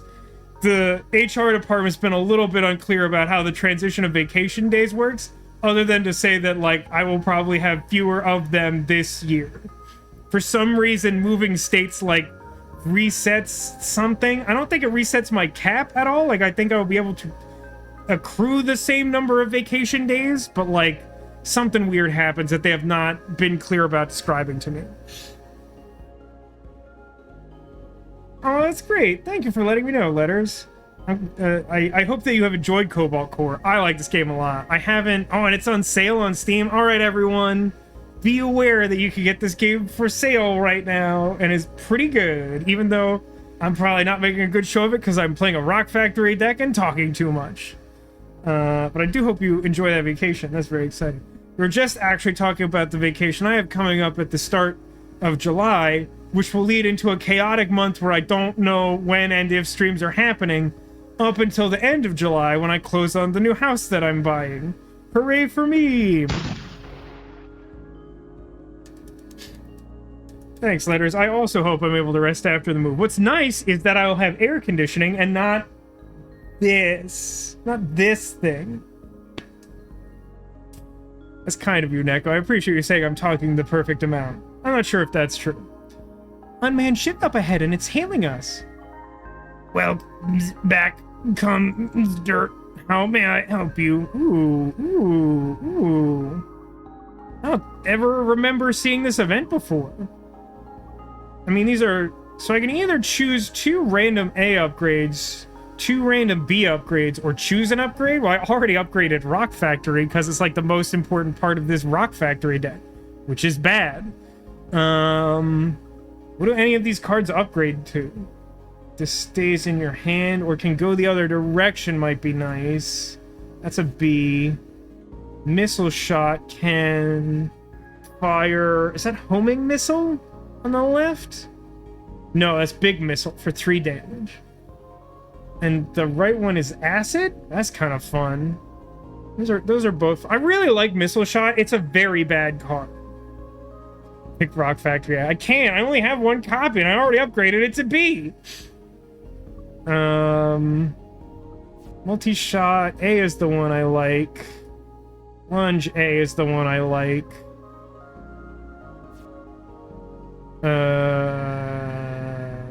These are both good. I like both of the upgrades on dodge. I'm gonna like A on basic shot and basic block. Sidestep. I thought sidestep became flippable, so you could go either direction. Must be thinking of something similar. Putting a bubble on attack drone might be okay. Making better attack drones like also pretty good. I don't know. These all seem pretty defensible. Hey chat, what do you want? I can roll a virtual dice, but do you want me to pick A or B, or do you want to upgrade a specific card? Also, thank you, letters. This week has been nothing but like paperwork and business call. I don't know if I did a good job of emphasizing this before. Part of the reason I'm so unbelievably exhausted is like, I would say that like doing everything required to purchase a house is probably equivalent to at least a part-time job's worth of work within this week span that I'm told most of this happens.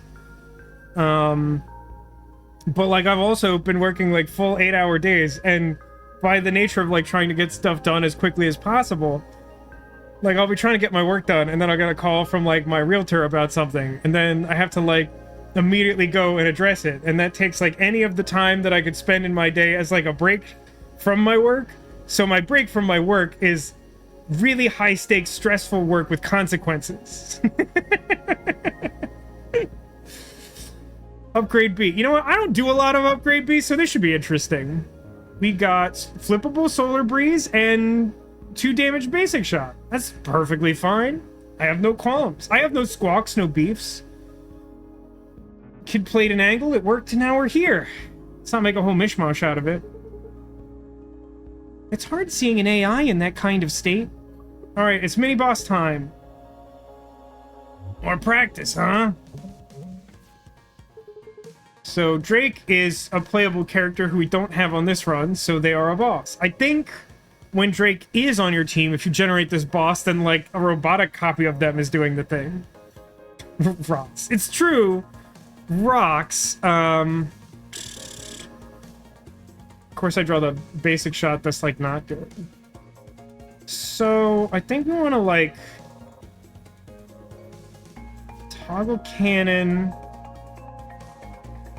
shoot, rock factory, and then like, dude, I don't know, like the smart thing to do is like shield surge. The fun thing to do is move left and attack drone. No, if I move left and attack drone, then my stupid rock factory will break it. I'm just gonna shield surge. Be annoyed about the fact that I'm trying to make a build around rock factory because it sucks.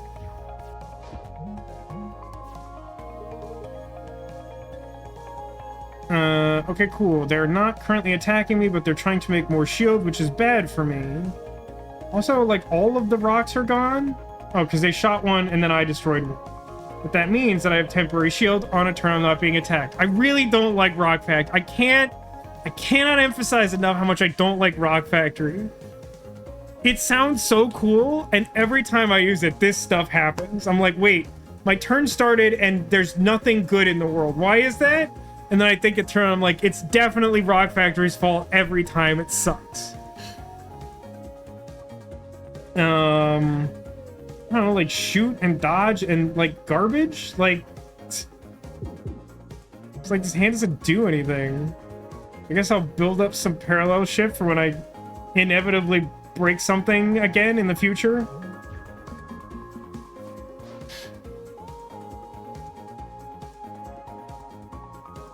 Okay, so sidestep stays in my hand now. No. Sidestep always did that. Solar breeze is flippable. That's the thing that changed. So we have basic shot B now. So we're probably gonna go ahead and... Ooh. This sort of works. I mean, the sequencing's a little awkward.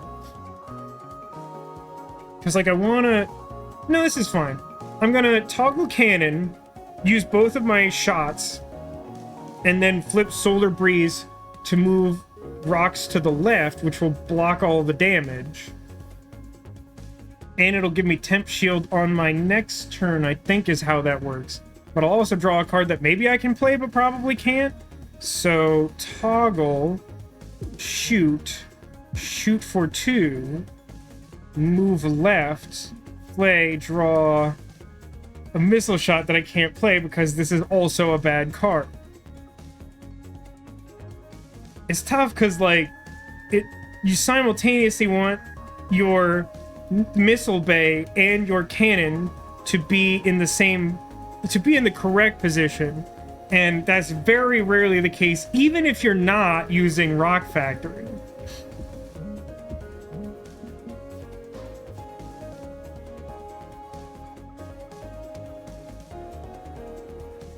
Well, this looks bad. I mean, like, shoot. And then... I don't know, man.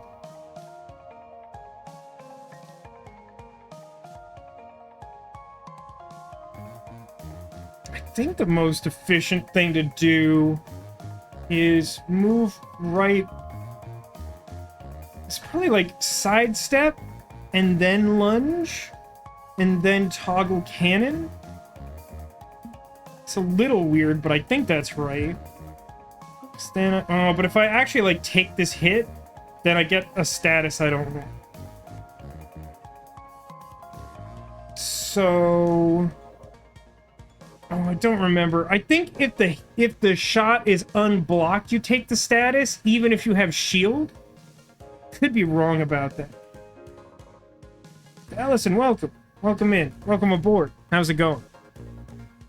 Are you a fan of Cobalt Core? I am. I'm playing a Rock Factory build, and I'm grumpy about it, despite doing it entirely to myself.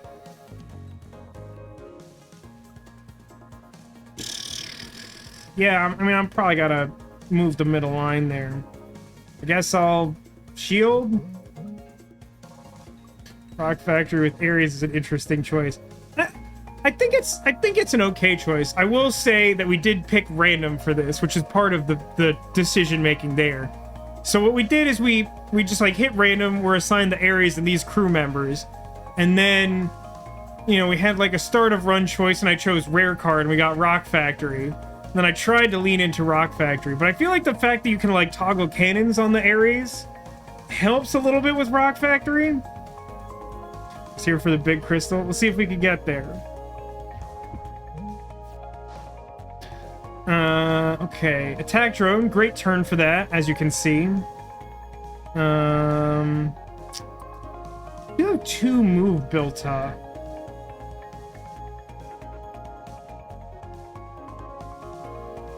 Two move isn't good, though.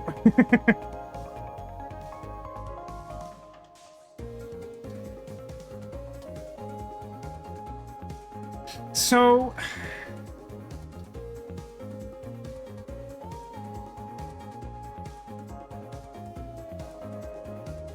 I guess what I could do... I can, like...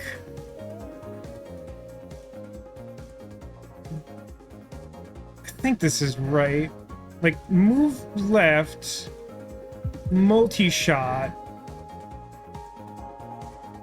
missile shot, move right, solar breeze left, draw a card that luckily I don't want.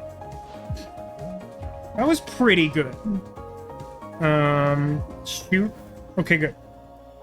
We did it! This is the slowest, most useless run of Cobalt Core of all time. Momentum. Gain a shield for every... Gain a shield +1 for every time played this combat. So, like, this is good if you don't have a lot of cards in your deck, because you keep drawing momentum, and it shields better than a regular shield effect, and just keeps getting better. Battle Repair is kind of cool in that it is a way that you can heal hull damage in battle.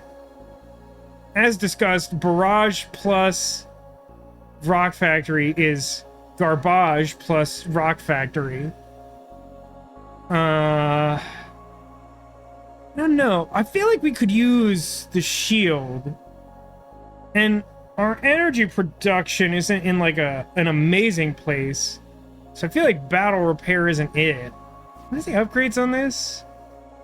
You can get Battle Repair A, which is pretty good. But I would have to have, like, kind of crummy regular Battle Repair for a while first.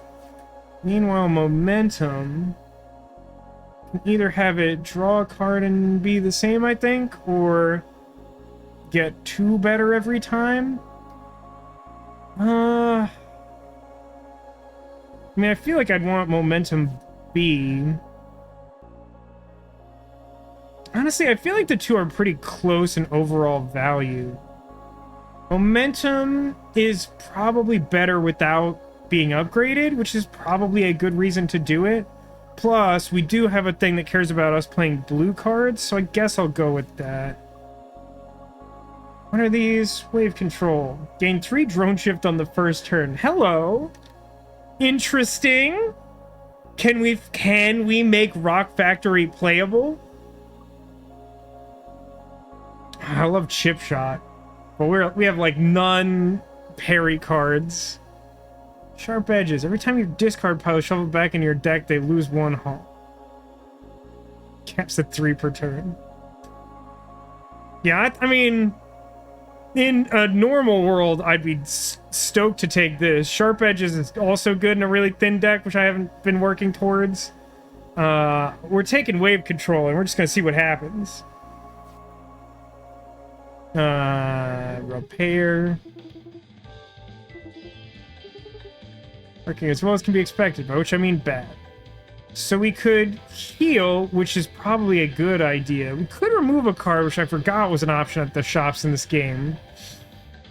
Or, bear with me, we could upgrade Missile Shot, which is a card I like a lot, despite it being very bad.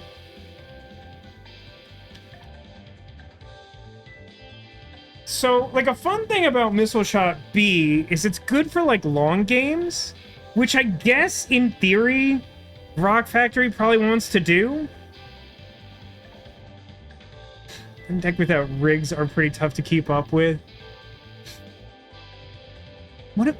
How does rigs improve that? I apologize. It's been a few months since I actually played this game. I'm picking it back up, and I remember more than I thought I would, but I never got particularly good at this game, to be honest with you. I'm really tempted to get the acid missile. Because, like, it basically applies, like, a poison effect to the enemy. And I don't think there's normally a way for them to get rid of it. Like, if you hit them successfully with this, then they will eventually die.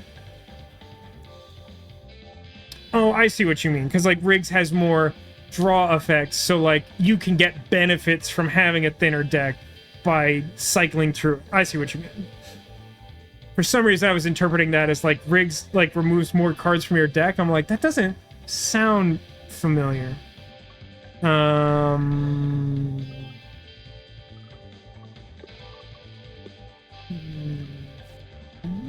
Yeah. It's not good, but I'm doing it. It's funny. Everyone will laugh and clap, I promise. Okay, cool. Didn't draw the poison effect on the first turn, which is definitely a non-zero amount of bummer. It's gonna be hard not to take damage on this turn. I think we're just gonna take... I mean, we're gonna break even because we got shield and we're blocking on this side. So we're just gonna shoot a bunch and build up some move. We're just gonna play everything and hold on to sidestep. Oh yeah, I missed that music. Watch out for lore, he's bound to be nearby. It's true, you gotta watch out for that crystalline entity. Really did a number on Data's dad.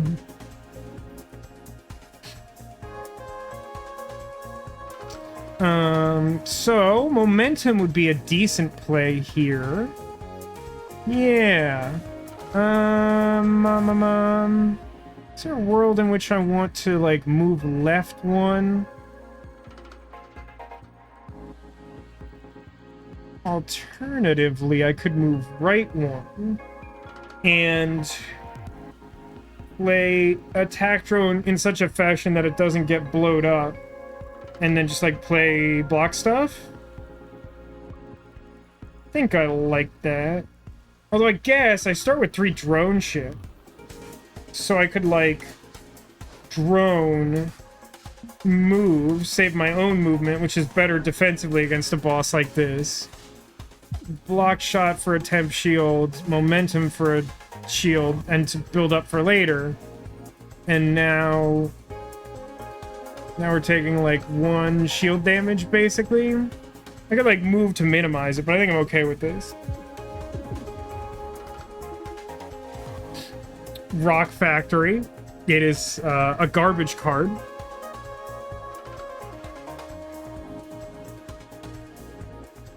Hear me out, though. So what if I spent 2 energy on Acid Missile and then just Rock Factory? What if everything I wanted came in a rocket can? A 1-2 punch of bad cards to do something mediocre together.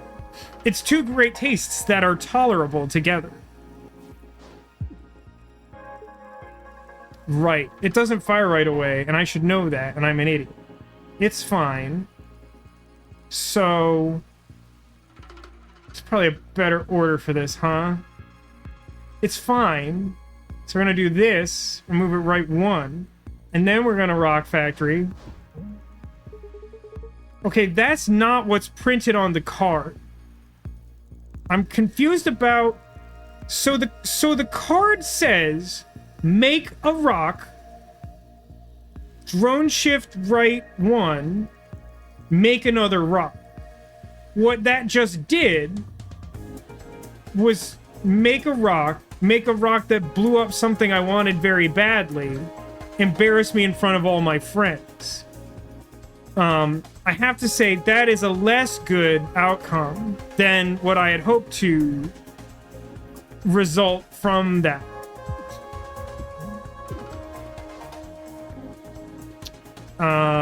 Cool.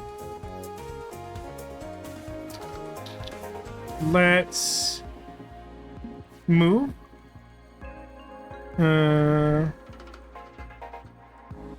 Got me laughing, and that counts for something. It definitely does. That's why we stream, is to embarrass ourselves for other people's enjoyment. But that one really hurt. I really wanted that acid missile. I mean, probably basic shot. What am I doing with my life? Yeah, I still got 3. I mean, like, basic shot, dodge, block? That's an embarrassing turn. I can move, but, like, it doesn't feel better than just using the block, I think. Yeah, just, like, play these bummer cards and pass. Oh, and the temp shield happened right away. Yeah, that tracks. The timing of some things in this game is unintuitive. That's not to say they're, like, wrong or bad, but every now and then something comes up and I, like, don't get it at all, as you've just seen. And a lot of the time, like, I do something and don't think it all the way through and feel like I know what's gonna happen, and then I have to walk it back because it didn't do the thing I thought it would do. So let's do a shoot 'em and a shoot and guard, and then like a guard. And I could like try and save the drone. I don't think that's happening. Man, I really wanted that missile. I was really excited about that. Okay, cool. Momentum's back and it does 2 shield. It's in Pog form. That's 2 damage though. So I think what we're gonna do is... I guess there's a couple ways to do this. We could like toggle the cannon and like fire on the other side, but have the armored part on the left so we don't take damage from the one that's intersecting us. And then we could use our last drone shift to put the rock in the way of the 2 damage. And then that would also let us play attack drone. I think I like that. So, like, this can really happen at any time. And then move this there. And then block, drone, heal. I mean, I guess I don't really have to block so carefully because I'm at max shield right now. Obviously, Rock Factory would destroy my drone. I really hate Rock Factory. I mean, that's no one's fault but mine, but I can't overemphasize how much I dislike Rock Factory. I think maybe I'm getting it now, Ellison, that does the text on Rock Factory B have like a special version of generating something at an angle instead of moving it, which is what it looks like at a glance? Is that what I misinterpreted? That seems to be like the most obvious thing that makes sense. There is kind of an annoying amount of that in this game, of like a single card has text that's like presented in a way similar to what other cards would do, but is like very importantly distinct, and it is easy to miss as a result. So like that is why after I blew up my own spot, I figured that's probably what happened. Well, it's cool that I got all these like move the middle row things.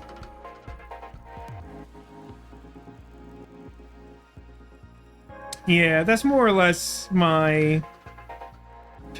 Yeah, like, I'd agree with that. Like, in hindsight, I understand what it's saying.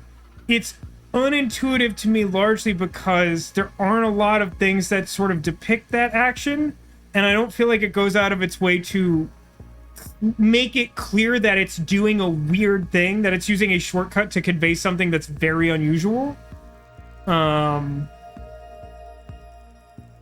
But, like, yeah, it's probably just right there. And I guess I'll just draw a card. None of this is good. Tell you what, let's like toggle and then just like fire a bunch and then just like get a drone shift for later and just like tank a hit because we're blocking so hard. It says, I didn't even realize the cards had text because they're presented as pictograms. Yeah, technically they do.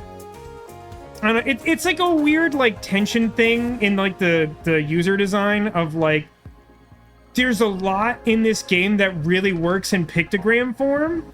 So, like, I feel like the game sort of directs you to use that shortcut as your main interface with the cards.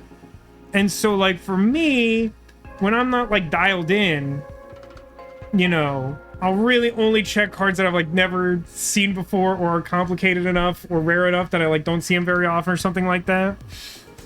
And then I'll just sort of assume that I know what's going on by looking at them, but, like, not always the case.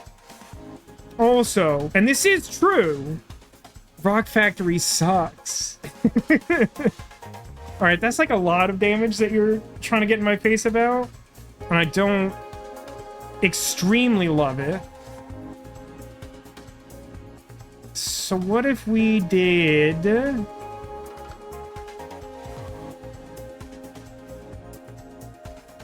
I think we... Yeah, let's toggle cannon. And then... lunge. And then block shot. And then have some dodge for later as a treat. Threading the needle, kind of, mostly. Tane's like, yeah, I hear your argument, but hear me out. Rock Factory. Now, legitimately, I know that chat is memeing on me because I've been presenting this in a way that you should do so. In whatever degree you're paying attention to what's going on, what are your sincere thoughts about Rock Factory? Because my feeling is that on paper, it really seems like it should be cool. Regrettably, not cool. Isaac has another relic which works well with Rock Factory. I mean, you seem to know the game well enough that you're probably aware that we have the gravel recycler. I do vaguely remember there being another one, but I don't remember what that one does. Also, this has not particularly impressed me. I've tried it a couple other times too, and also not been impressed. Okay, so like multi-shot for sure. It's one of the best cards in my deck, which is kind of a bummer. Honestly, I think I just like want to take a shot to the face right now. Like I have this momentum. Just like not super doing anything. I think what I want to do is use my drone shift. I want to toggle? I don't think it matters if I toggle, but I'll just do this anyway. I'll do basic shot, drone shift, attack drone. I'll do one more damage. I'll take one, but I got the shield. That looks horrible. Okay, hold on a second. Block this? Okay, good. Drew an attack card. That's what I needed. Hooray for healing! Okay, weaken hull. Deal damage to something, and then that spot is weakness and takes an additional damage from all attacks. Costs 3. Shield gun. Block incoming damage capped by max shield.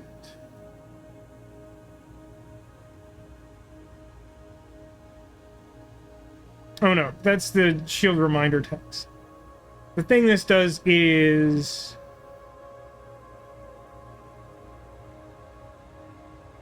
just for 2, you deal damage equal to your shield. That's kind of interesting because we have momentum, but it does cost 2. I did ruin that crystal. That nice crystal chandelier in space. What is this one again? Move enemy right, move yourself left, and fire in not that order. Give me a sec, I really need to blow my nose, and you don't need to be here for that.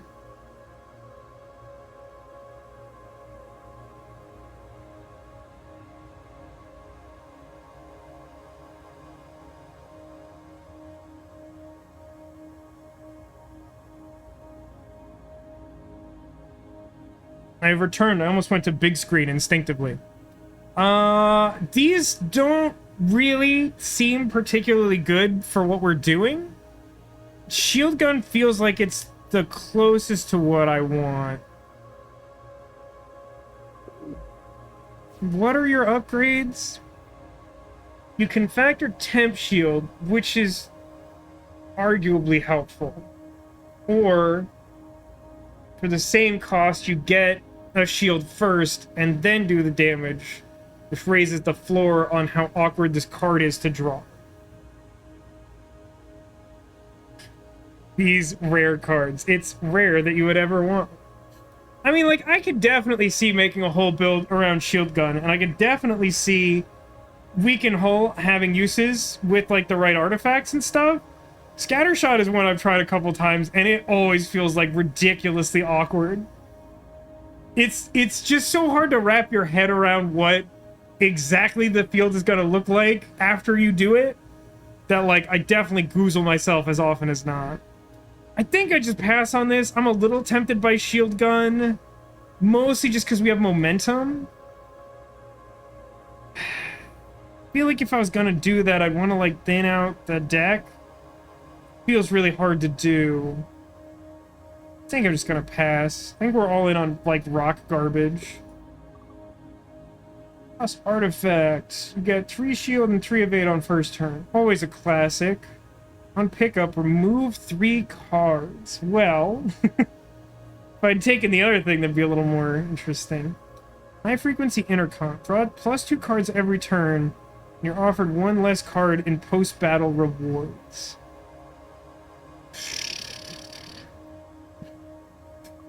I'm still kind of tempted by simplicity, to be honest with you. What would I take out, though?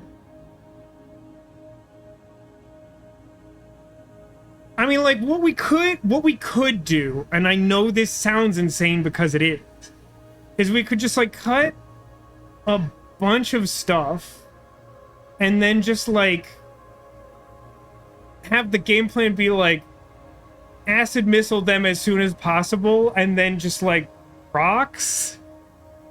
It would be very bad. It would be super bad. If we had taken shield cannon, I think it would arguably be viable. Viably bad.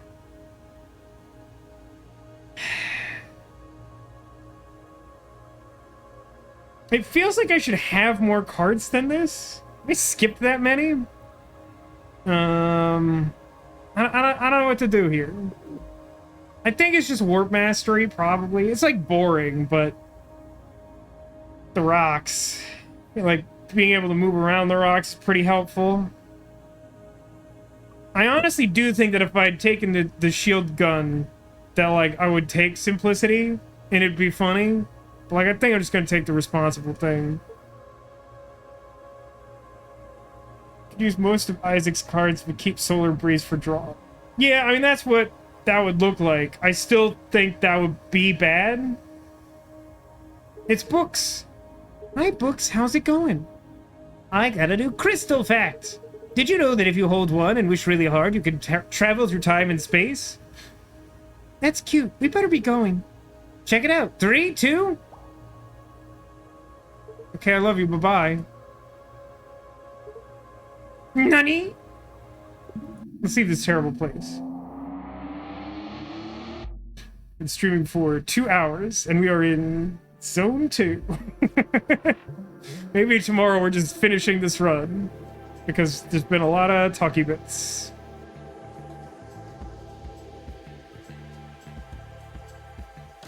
Yeah, launch offset.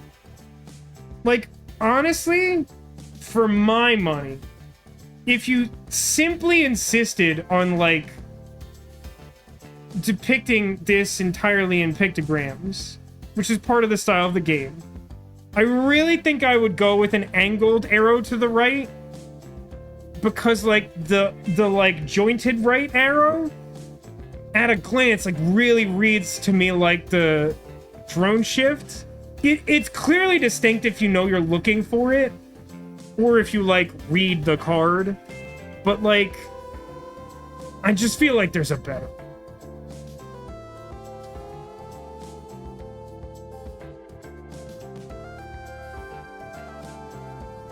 So,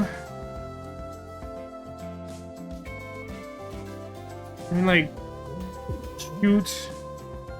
I don't want to do lunge, but it seems really annoying. I'm just gonna block and rock. Black and rock!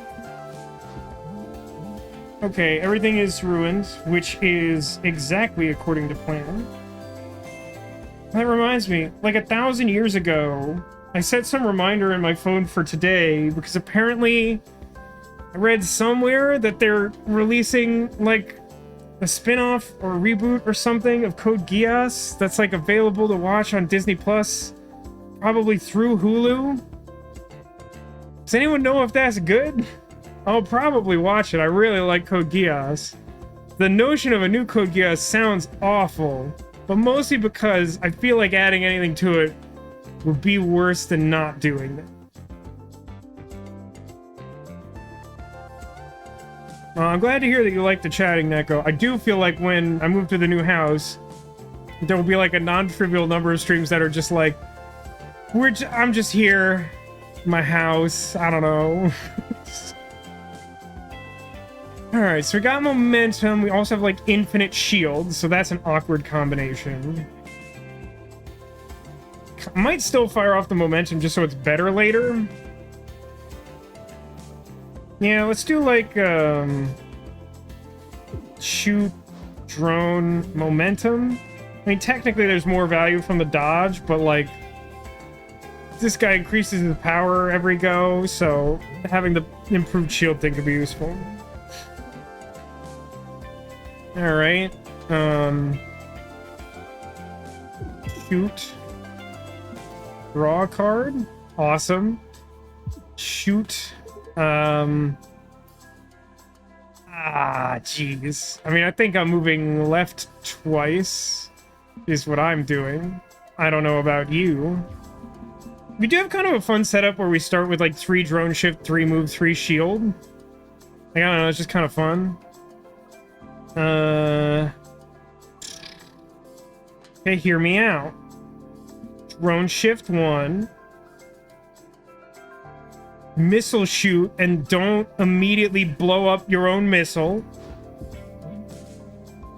Blow up my rock because I wasn't paying attention to which cannon was active. Listen, I'm tired. I'm still gonna shoot you. I'm not gonna move. Got him. Sure, you can get more powerful every turn, but how long can you survive ship poisoning? Let's toggle that cannon back. Fire 2 attacks and then parallel shift.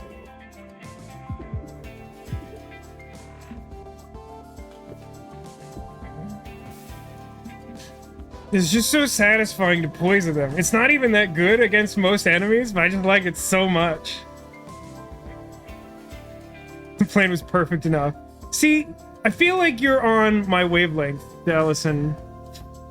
Is that pronounced Ellison or Ellison, spelled in a way that's less common to me? I would like to get that right, even though my brain's running at like nil capacity.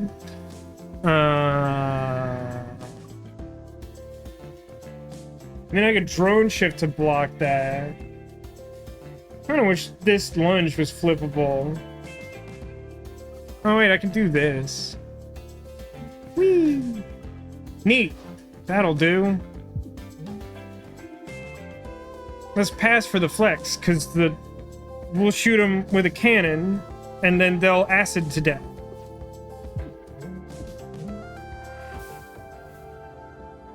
Like believe. So Elisa. Like a harder, or simply like Ellie. Is Ellie a preferred shorthand?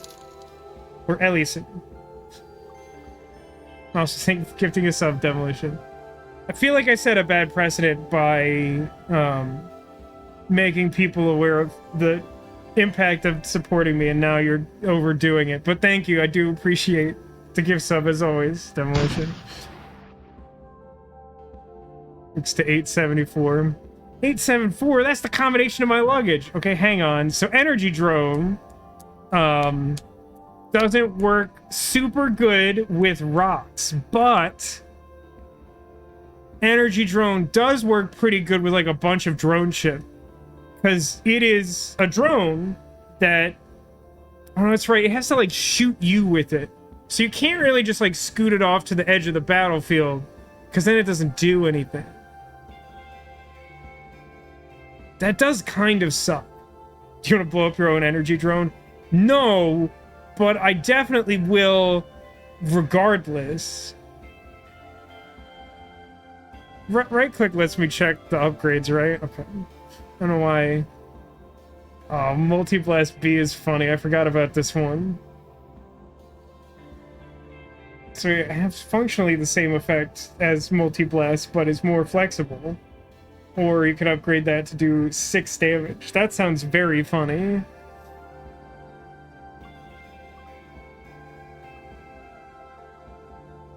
Alternatively, go big on acid. Which is like demonstrably bad. But more acid. And acid is kind of a combo with Rock Factory, if you hear what I'm saying. Ooh, Multi-Blast B is hilarious with Dock and Drum Ship Shot.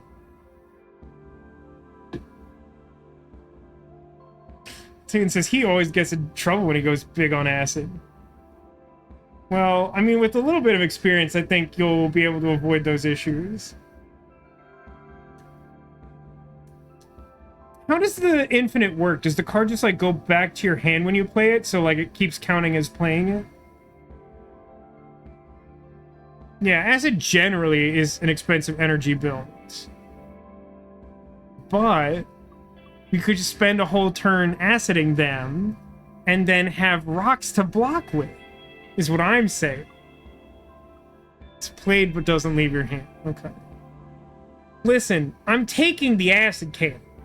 Do I readily acknowledge it's the wrong thing to do? Yeah.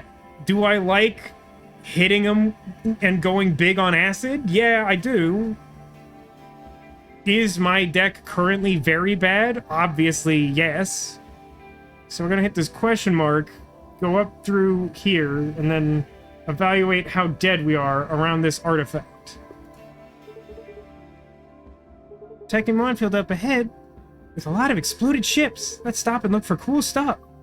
Grab the first thing you can find. Take direct damage and get an artifact. Take 3 damages. Choose between one of 4 artifacts or GTFO. I don't understand why everyone is quoting me on these facts about acid, that I definitely like going big on acid, and there's nothing problematic about saying that I'm immediately aware of.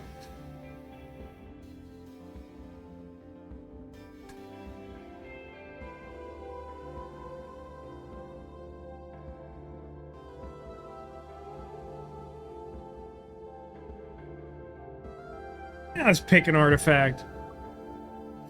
Shield memory. Your shield lasts between combats. I'm really wishing I took that stupid shield gun.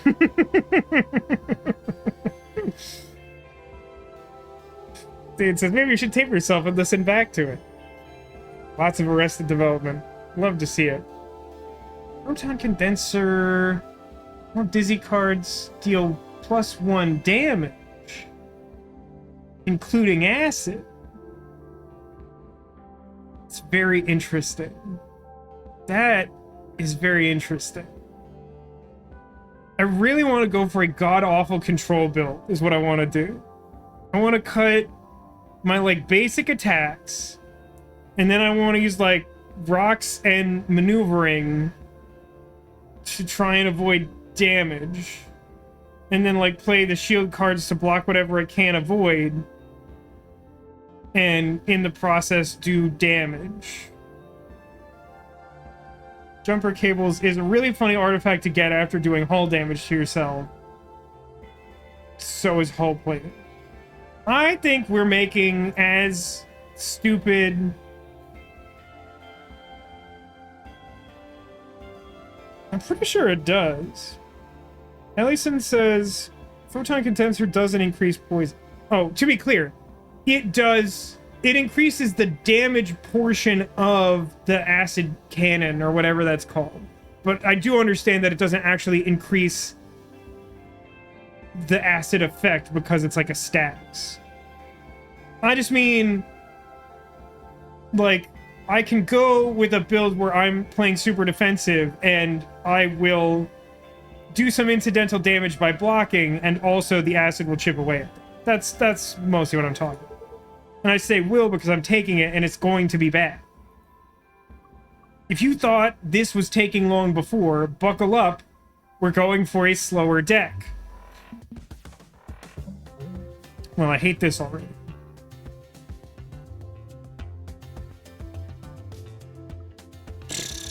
So what do I want here?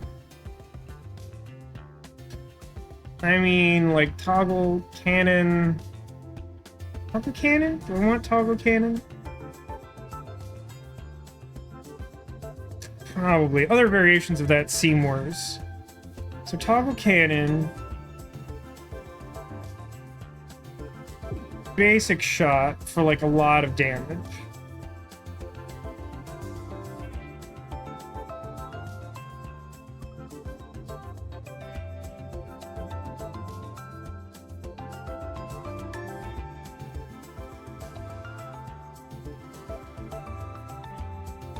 The ship is shot. The part that was hit gains armor for the rest of the turn. Right, right. Thanks, Keen. Thanks for stopping by. Hope you enjoyed the excessive talking bits, and I hope you have a great time. Thanks for watching.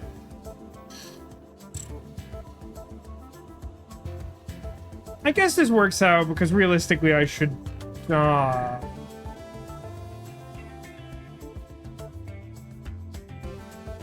Guess that means I don't want to play Momentum. Yeah, that's probably correct. Get the dodge, because I'll need it later.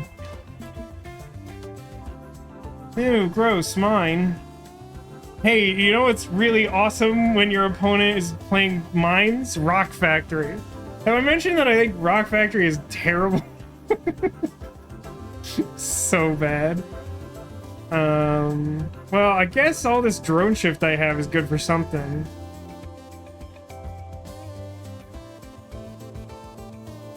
Have another roll, bread boy. And then I will, multi-shot. And then... I don't know. I guess I can... If I move left 1 and then toggle cannon, then I can fire on the other weak spot and block the incoming damage. Well, block one of the incoming shots with rock. So toggle, move, shoot, rocks. Man, Rock Factory.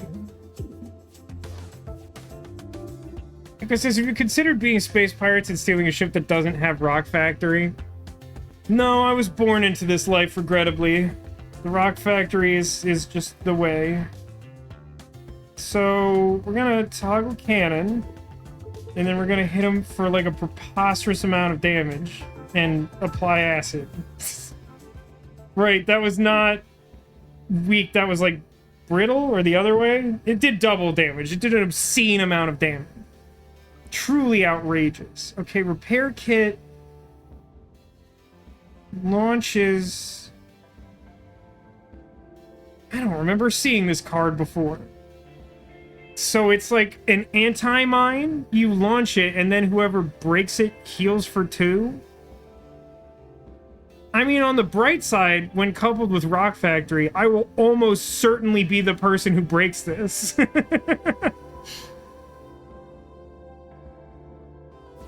What are the upgrades to this? I beg your absolute pardon, what does this do? It launches a repair kit 4 spaces to the right of your ship? Why? That's so weird. They all, like, exhaust themselves or whatever. Shield Surge, regrettably, isn't like a shield attack. I would love to get some more block attacks or whatever. This does... This is an exhaust card that gains energy now and energy later.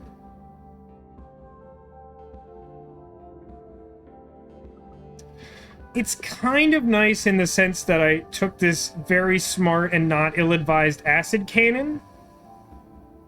I don't think I paid attention to the fact that it was already upgraded to B. Which makes it slightly less appealing. But obviously, it's mine now. Also makes it a little easier to play missile shot and do other stuff. And it would, like, maybe make turns where I want to, like, use basic dodge in addition to, like, attacking a little easier.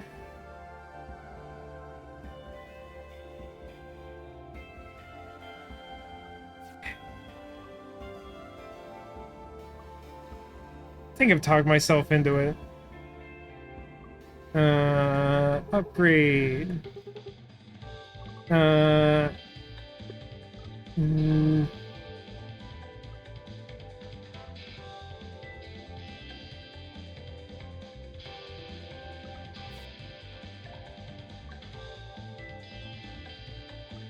Upgrading block shot wouldn't be the worst.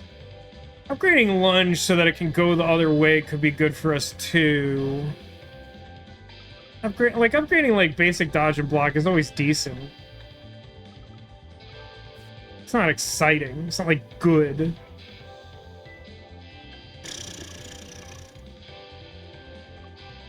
Bubble attack drone is funny. Shield bubbles are fun. Yeah, lunge seems like I think it's probably the smart choice here. I'm always tempted to upgrade to multi-shot A. I love multi-shot A. It's like legitimately like one of my favorite upgrades. Which is stupid, and also an indicator that I haven't played this game a ton, but like also stand by it. Let's take flip lunge. I think that'll be useful to us. Let's fight a boss badly. Okay. Could I possibly draw into acid missile? No. All right. Well, regrettable. This is a very defensive turn, huh? See any reasonable way to play the drone and not expect it to immediately blow up? That's fine. I guess we'll just drone and block. I mean, I guess I might as well toggle, right? It doesn't cost me anything, really. So now we can immediately pay dividends on lunge by flipping it and shooting this, so I'm only in the range of one cannon. And then, like, pew pew gun.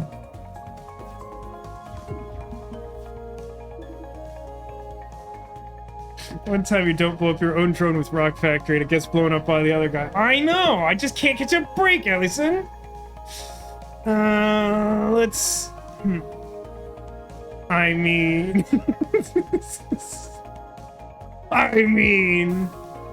and then I guess I just, like, move and sidestep.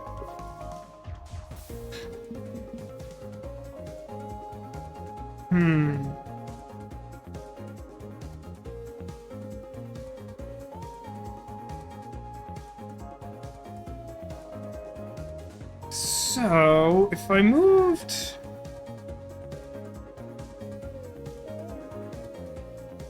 I think if I move right one... And then...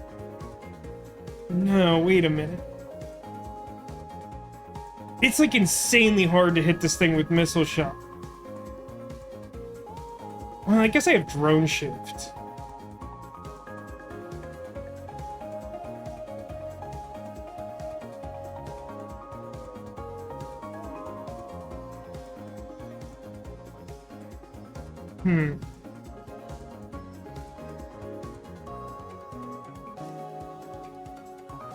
Okay, I'm gonna move right one, and then...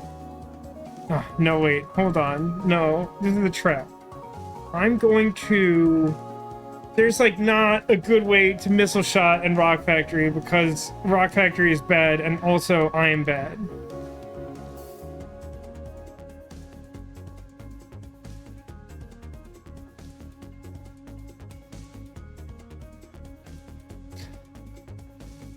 So if I move right one, and then missile shot, and then drone shift right two? No, that defeats the purpose. Hey, Sarah, welcome to the stream. How are you doing? It's good to see you. I so badly want to poison them again. Thank you for the resub, Sarah. Thank you very much. Move, missile shot, drone shot left. Ah, drone shift left. Because then... No, wait, doesn't that put that in the line of fire? Or are you saying move left? Because I think I want to move right. Right? School's out forever. Oh, I'm sorry, Sarah. Have you not had any luck lining up a new thing yet? I mean, I know it's probably a hard time to get hired for that right now, but hopefully that'll work itself out by the end of the summer. Oh, you did get a new job. Well, that's good. I'm glad to hear that. Hopefully the people you work with and work for have a better appreciation for your abilities as a teacher. You know, I haven't paid too terribly much attention to, like, the background art on these cards. Like, look at the, like, little missile trail on Missile Shot B. That's fun. Oh, that's good. It seems like they do. I'm glad to hear that.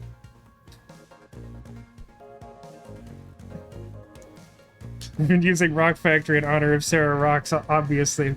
It's true, that was definitely the motivation behind being randomly assigned that rare card at the start of the run and spending the entire run telling you how much I hate the card. This turn is a perfect example of why I hate it, because every fiber of my being wants to shoot a poison missile at them, and I kind of need to block also, and Rock Factory is a bad card. Hang on, there's got to be a way. The problem is that I don't want to use all of my drone shift because then it will be impossible to hit them with the poison missile next turn. So, if I... hang on. Allison's suggestion was move missile shot. So if I move to the right, then my missile bay is like here. So I would do move missile shot. That would put the missile here. And I would hit them. Drone shift left. Yeah, so that's...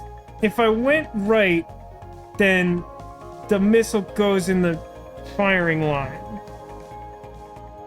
It gets blown up before it moves, right? I'm, like, brain farting because, like, this has been the worst, most difficult week of my life. Not the worst. Worst in terms of difficulty.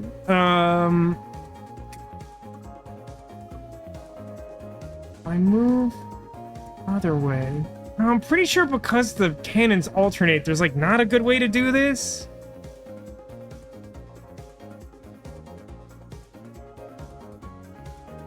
If I move left and then missile shot and then move right and then Rock Factory,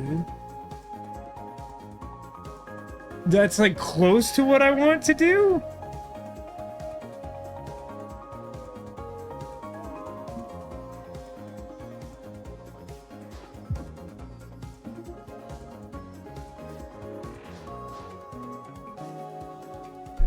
I guess I take a damage here.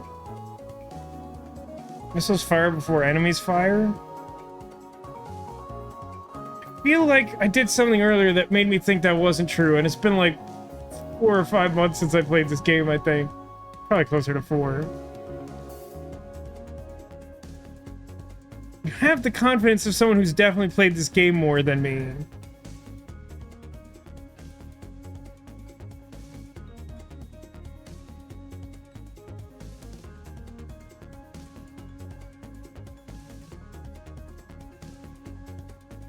Okay.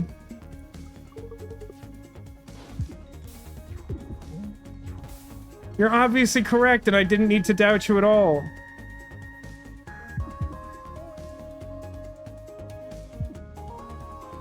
And then just kind of like block, sort of.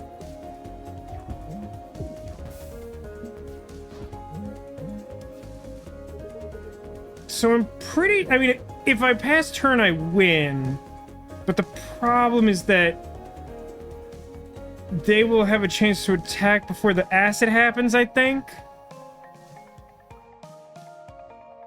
They would like to deal 5 damages to me. I would like to flex on them. So I'm going to play Shield Surge, prone to block the 3, Cannon Toggle, turn Endo. Got him. Multi-shot, you say? Bubblefield is another one of those cards that, like, feels like it should be cool and, like, definitely isn't good from my experience. But multi-shot, huh? Can't hurt to have multi-shot as a treat. I've been a good boy. There's no way to say that and not sound super creepy, huh? 4 Isaac cards played gain a bubble. Bubble, bubble. Bubble, bubble. Adaptive plating. Gain a max hull and heal 1 every time you defeat a boss or elite. It could be helpful. Fracture detection. Random enemy part is made brittle at the start of the fight, not marked until damaged. That's also always a good one. Heard you like bubbling rocks. I mean, no. I kind of like the rocks to like do stuff and they just don't. It's probably... I was trying to remember what I took the damage for, but I like willingly took the damage to get some artifact. I think it was the photon condenser. Only a bit creepy, but on the other hand, multi-shot. I completely agree with you, Neko. I don't know, you pick, chat. Please don't pick Bubbler. I mean, you can if you want to, but it's like not gonna do anything. If anything, it's just gonna make this even slower and harder and worse. Which I don't think you want. But you probably do.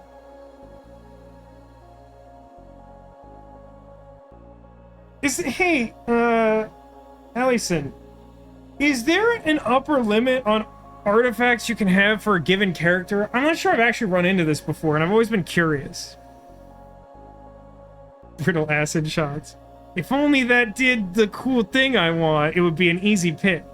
I think technically it's still the correct pick of the 3.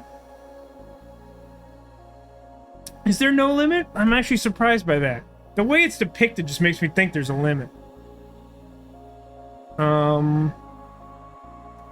Appear in a second column.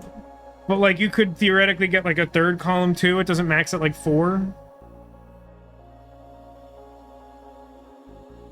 Brittle multi-shots. Listen, I've only heard 2 opinions, and Ellison's telling me hard on what I already want to do, which is just play specific cards I like that aren't necessarily good. So yeah, I'll keep doing that, I guess. Artifacts. Cross-link. Every time you attack, gain 1 evade. Oh, wow. I forgot this one exists. This one's really good. I'll take it. But bubbles and rocks. You're not wrong, but also rocks.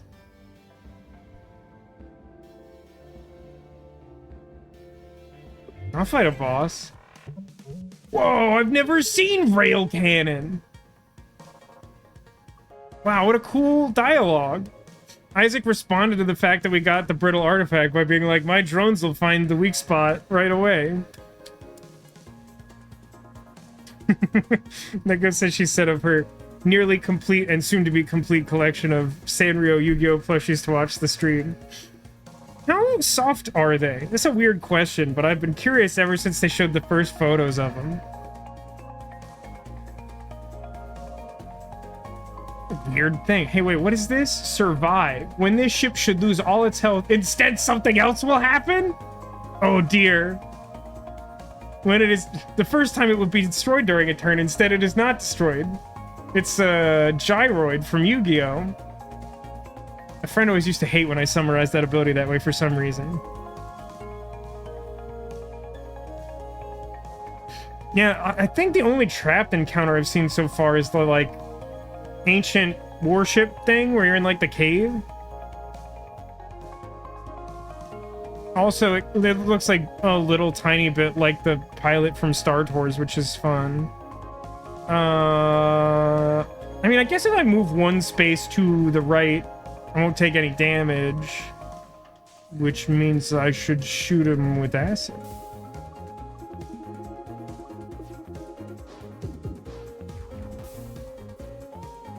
That is like a lot of stuff I would like for you not to have.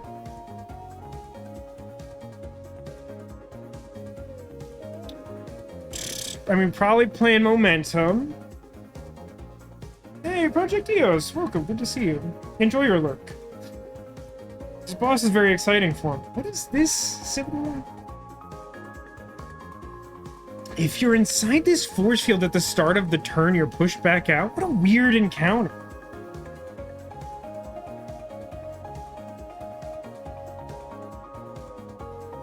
So on their turn, they'll go down to 4.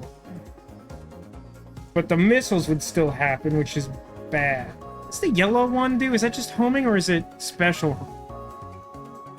Inflict shaken. It is shaken. I understand that it is not stirred. Draw one less card next turn. I mean, that's not good. I mean, we can realistically tank this damage.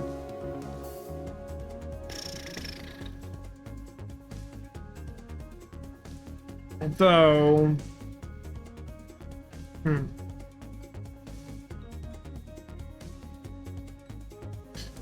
wish the positioning of the missiles was reversed. It would obviously be a lot easier to dodge one that way.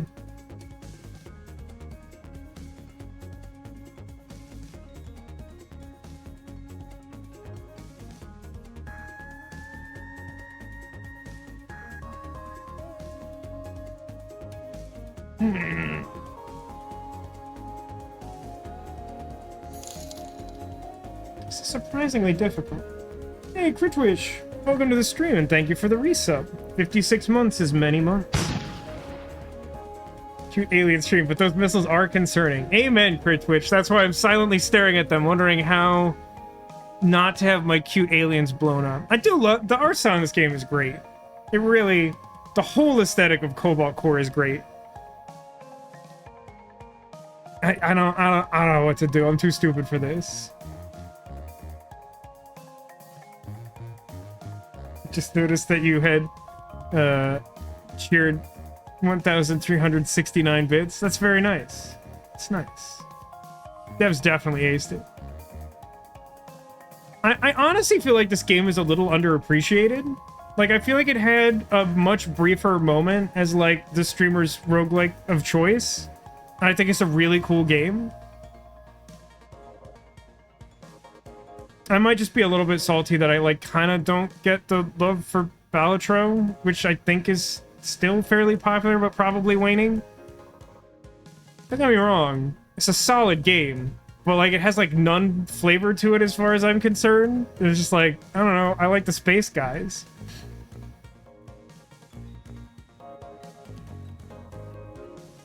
Oh yeah, the Blue Eyes White Cinema Roll has been all the buzz on the Discord. Everyone wants it.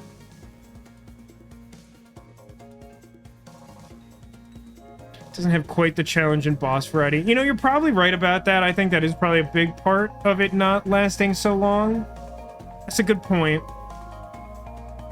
FTL is still pretty popular. I think it is, but it's, you know, like it's certainly not in its heyday, right?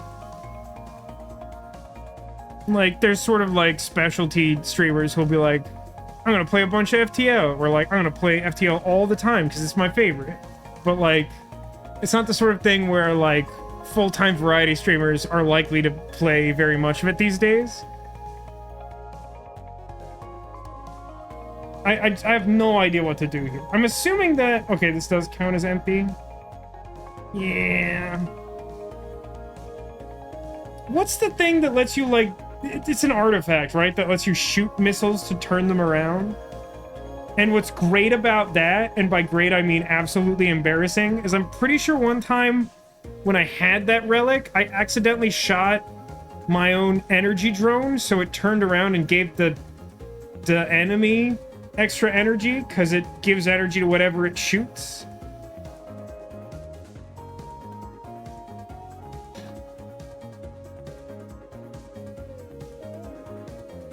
I didn't realize you cut it so close, Neko. Your brother was able to find the Blue Eyes White Cinema Roll one day before the event ended. How does that work these days? It's like there used to be a time when, like, every week would be a different one from the set of the promotional characters, but from your account, like, different locations were just allocated different ones entirely?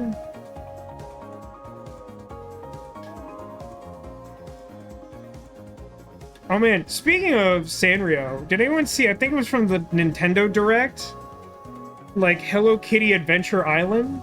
I'm not gonna lie, I am, like, definitely not too masculine to play that game on stream. It looks like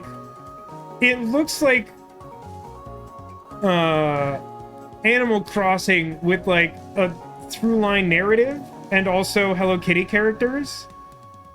Your daughter is bugging you for that game. Understandable, it's very cute. I think that's some of the strongest language I've ever seen you use, Neko. In excitement of that game. I love it. I'm here for it. I will kind of die disappointed in the fact that they didn't choose a cuter character for Sanrio Time Wizard.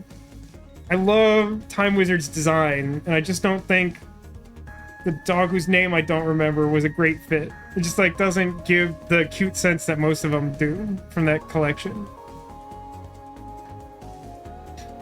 Collected all the Animal Crossing amiibo cards and the the Animal Crossing Sanrio crossover cards? I didn't know that was a thing, to be honest with you. No wonder they ended up making their own game. Dude, what do I do? Someone help me. I'm too stupid. How do I just, like, take a bunch of damage? This sucks.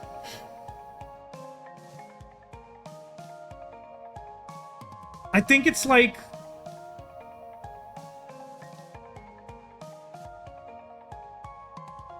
move right, multi-shot, momentum, toggle cannon is just, like, not good.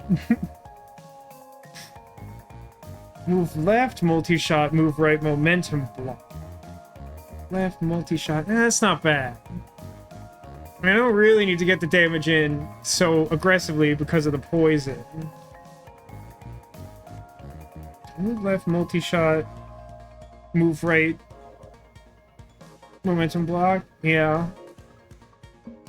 Alright, I'd defer. Move, block, block. Actually, the second block doesn't do anything, but I guess you could argue that that one is spent building momentum. Receive damage! Ow. Toggle shoot.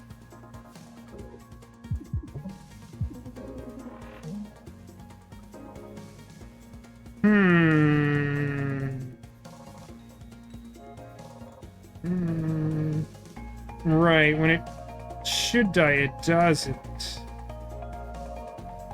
Perfect shield. So it can't take hull damage. Increases by 1. I wonder how that interacts with corrode. I mean, I guess I just drone. Seems like a decent turn. That looks not friendly. So it's got like a whole extra health. Huh?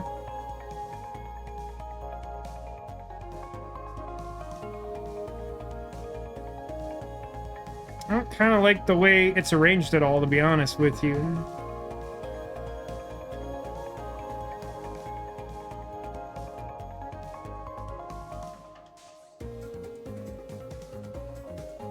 Interesting.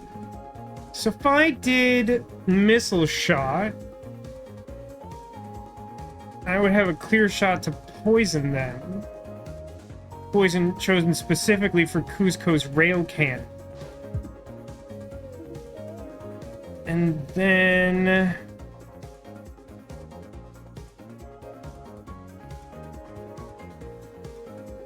I could move...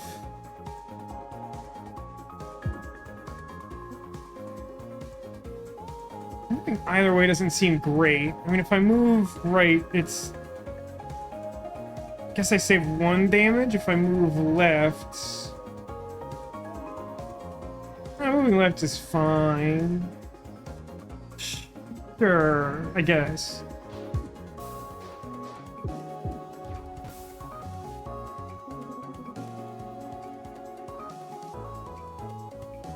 Let's see. So this one's not a seeker. That's a regular missile. This one is gonna find it.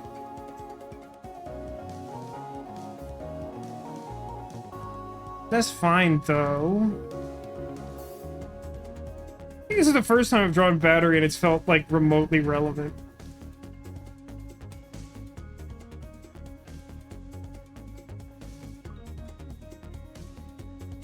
Nothing particularly interesting happens if I put the shaker missile in the force field, right? I assume not. So, I mean, I just shield surge, like, dodge, lunge? Blunge?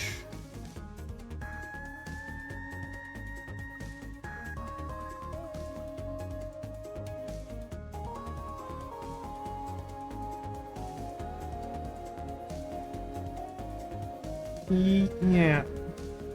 I want to do it too.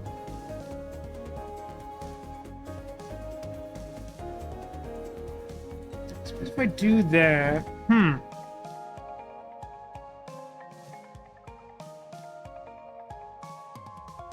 Oh, sidestep is not flippable, which means I can't lunge and then sidestep back.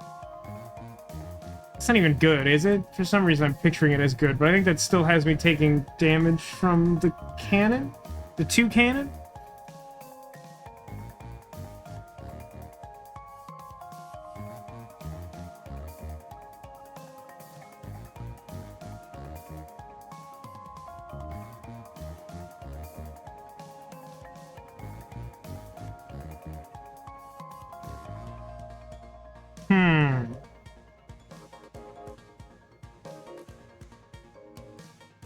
I only need to, like, sidestep, toggle cannon. Jeez. This can't really do much of anything, I guess, is the problem. So maybe battery isn't even relevant.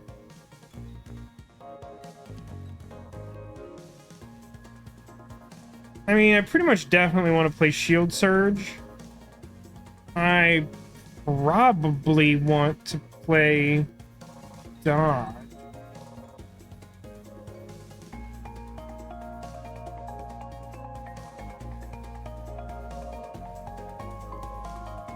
Bummer turn.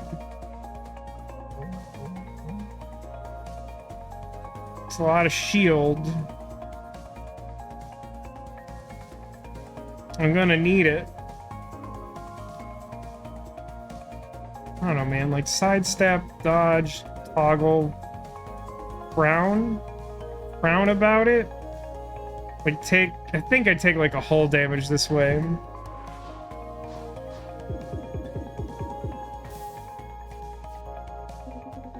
Yeah, that wasn't great. So I do still have to deal with these missiles, which is bad. Because I have, like, none cards. I mean, so what do I have? With parallel shift, I could feasibly move one of these missiles so that I can ram my attack drone into it.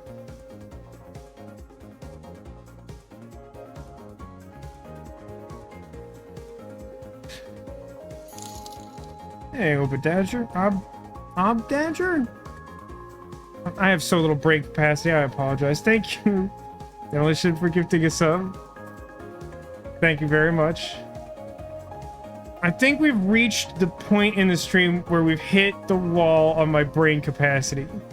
It probably doesn't help that I've never seen this encounter before, and that it does seem pretty hard. But also, ow. I'm not actually sure if lunge did a lot for me there. There definitely could have been a more optimal play using it, but like it just felt like all of the maneuvering I did still kind of left me in an awkward spot. I'm the junior, of course. That should have been obvious. I mean, it's funniest to parallel shift it into the path of destruction. There's really like not good spot to be, huh? I only move myself one. Like, I'm just gonna take a bunch of damage. So, like, if I move left one, I take 6, and then a missile, which is horrible. If I move right one, then I take 2, and then a missile, which is clearly better. So hold on. 1, 2, 3, 4. Yeah, I mean, yeah. This is gonna rank as one of my most embarrassing turns. And that includes the thing you saw earlier where I was excited about that poison missile and immediately blew it up with a rock. Like, immediately. So, I scoot 1 to the right, take 2, take 3, am sad about it, and turn. New fight looks great. This is super cool. Why didn't... Oh man, I'm too stupid for this right now. Why didn't the missiles go? Are they slow missiles? These are like the same missiles that have been hitting me. They were already out. Shouldn't they have hit me? What am I missing? This is a hard boss. They did it and redid it? Is that like, I know I wasn't paying close attention, but like, shouldn't I have taken more damage if that's true? Like, shouldn't I have taken hull damage? For 1. Oh, I think I was subconsciously counting these as like the big missiles. You're probably right about that. What is the point of this having armor? Is this the new Zone 1 Elite? We're in Zone 2. Pretty sure we're still in Zone 2.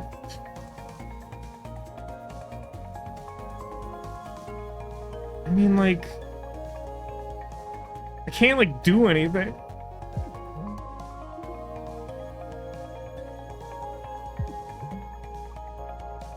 Hit me, I guess?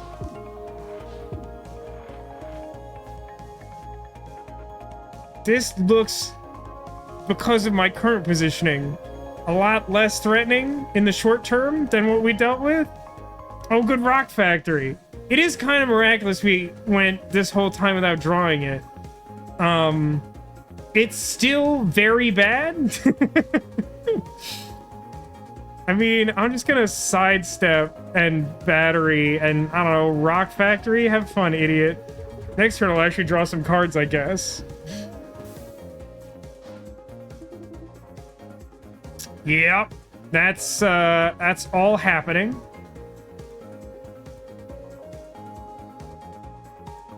So if I... Oh wait, Solar Breeze for 0.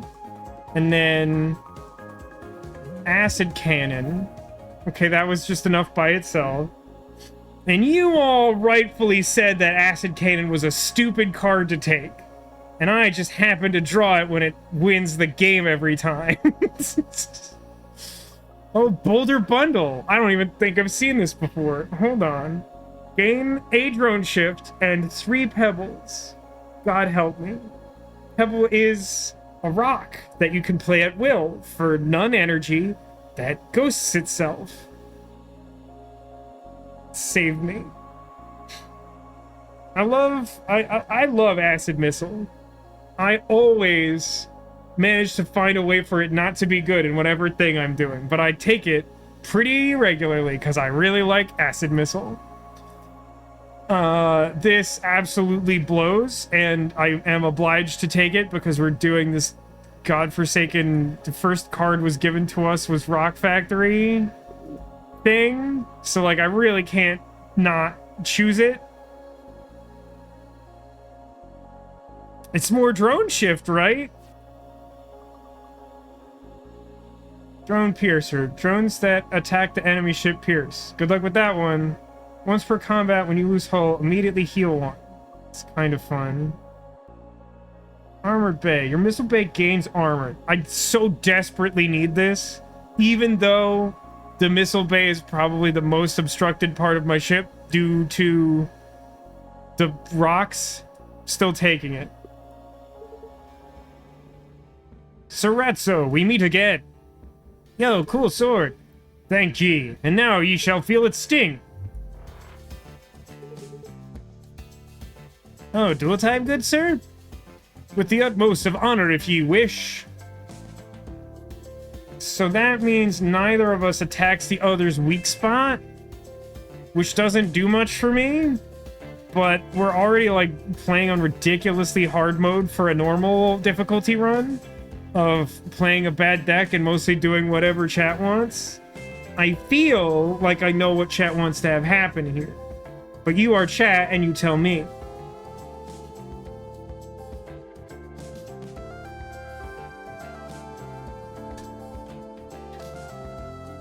One vote for yes, not surprised. Come on, come at me. I think we're playing more Cobalt Core tomorrow, just to be clear. Mostly because we're definitely not finishing this run.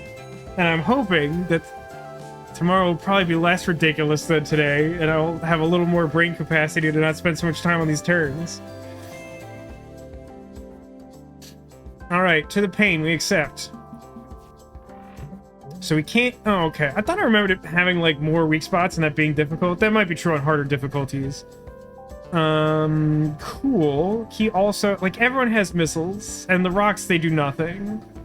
So just, like, toggle... This isn't armored, right? It just looks weird. Is it armored?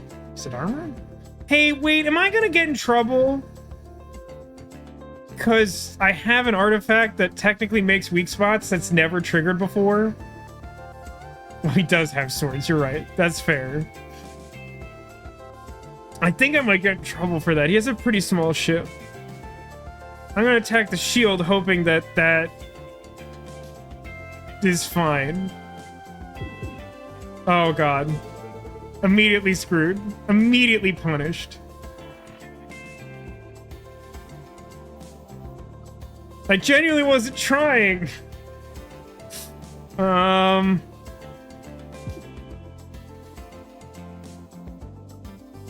It's not... You didn't declare it a weak spot, okay? I feel like that's technically on you, based on the honor pact.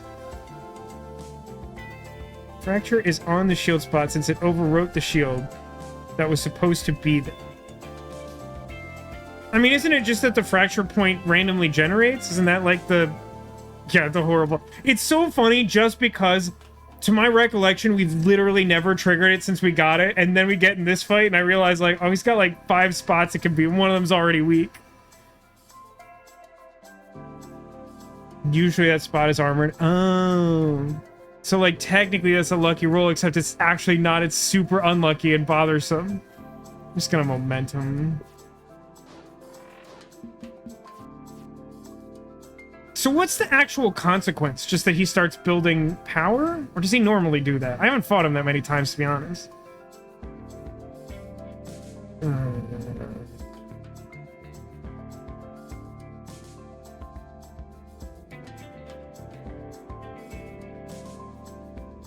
So I could, like...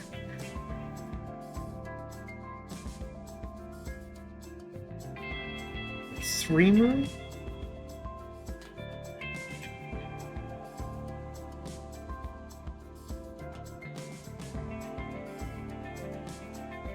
I could do, like, missile shot, and then, like, sidestep multi-shot? There's a turn in here, but, like, my brain has really stopped functioning. We make him angry, he aggroes your cockpit and weak spots. Ah. Those missile swords kind of do whatever they want. Homing? Oh, they're heavy. Hold on. I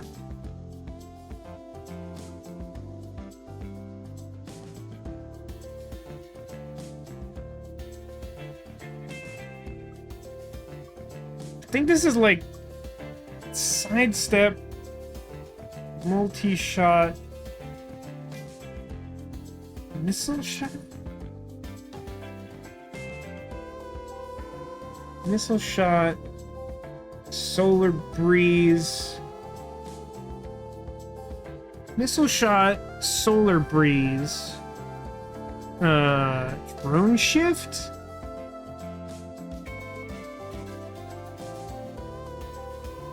There's a lot of, like, fine options. I feel like I'm not able to conceive of how I correctly hit weak spots for maximum value since he already hates me. Also won't yield at 3 hits anymore. So now it's a fight to the death? That's a bummer. Tourette's is such a good little guy.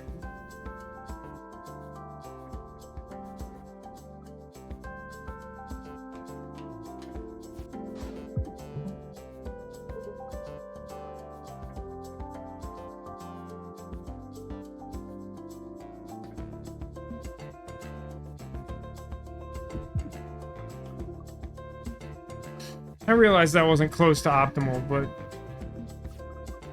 it's fine.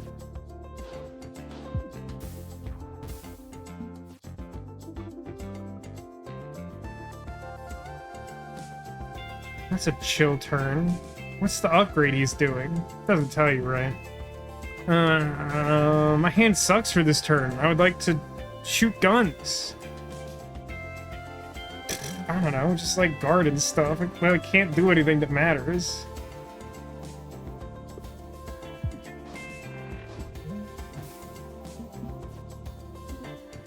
It's powered up. That makes sense. Hey, it's boulder time! No, wait, is it acid cannon? Yeah, it's probably acid cannon, right?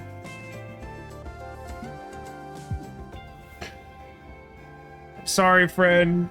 I got really goozled by RNG like I always do. I'll take another one of these. Hair. Meowdy? Chat, you pick. Repair's fine. We probably don't have to do it. We're on normal. We could remove something. Is there something we don't like? I think the deck is fine. I mean, it's a bad deck, but I don't think removing a card changes that. God, do you want to fight me? Like, I want to end the stream soon. I can't... I think I have to veto that for my own mental health. So if I do that, then I'll still want to fight the boss before ending the stream. That sounds miserable. Actually, I'll probably just die, to be honest. Have you considered deleting Rock Factory? Listen, Neko, I don't know who you think you are after all this time, but I feel like you know better than to think I'm not going to go the entire stream enduring suffering for no value whatsoever. Like, I was randomly given a horrible card, and we are committed to it in its capacity. We've made it much farther than we should have. It's very bad in here. But you know I am a stream sadist. If that's a thing, I am pioneering it. But it's not really a thing, and also, it's a thing that every streamer does.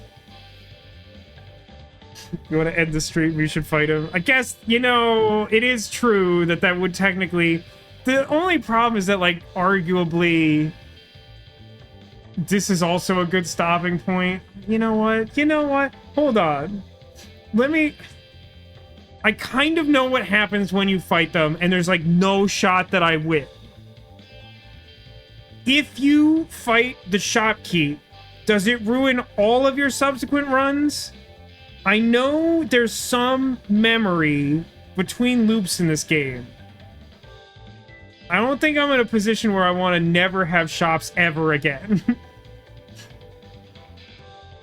You're so right, Neko. We did get a trailer for a new Life is Strange game that does have the protagonist from the original and looks considerably better than Life is Strange 2 and still will probably be horrible. Only this time loop? Alright, well, you tell me, chat. I already got one vote for fight him, and I do kind of want to end the stream. You want to fight him? I only kind of know what happens. It's obviously bad.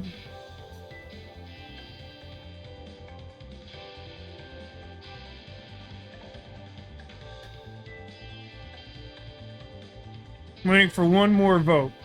I assume it's also going to be do it.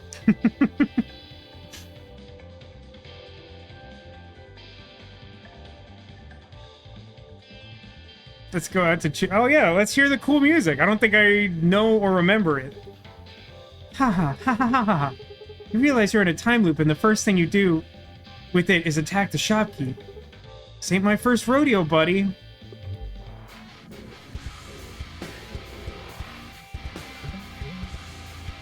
It's fine. We drew both Rock Factory and Boulder Bundle.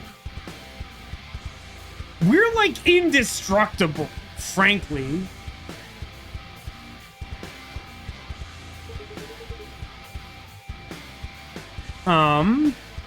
Does sort of feel like I might need to do more than that, if I'm being honest. What about, hang on, hold. What if we drone shift twice, toggle cannon, block shot? Probably should have done the Boulder Bundle. Kind of forgot it cost 2. Well. Whoops.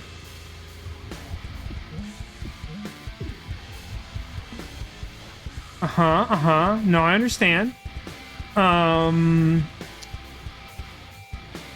Well, we don't know where the weak spot is, but it should have one, right?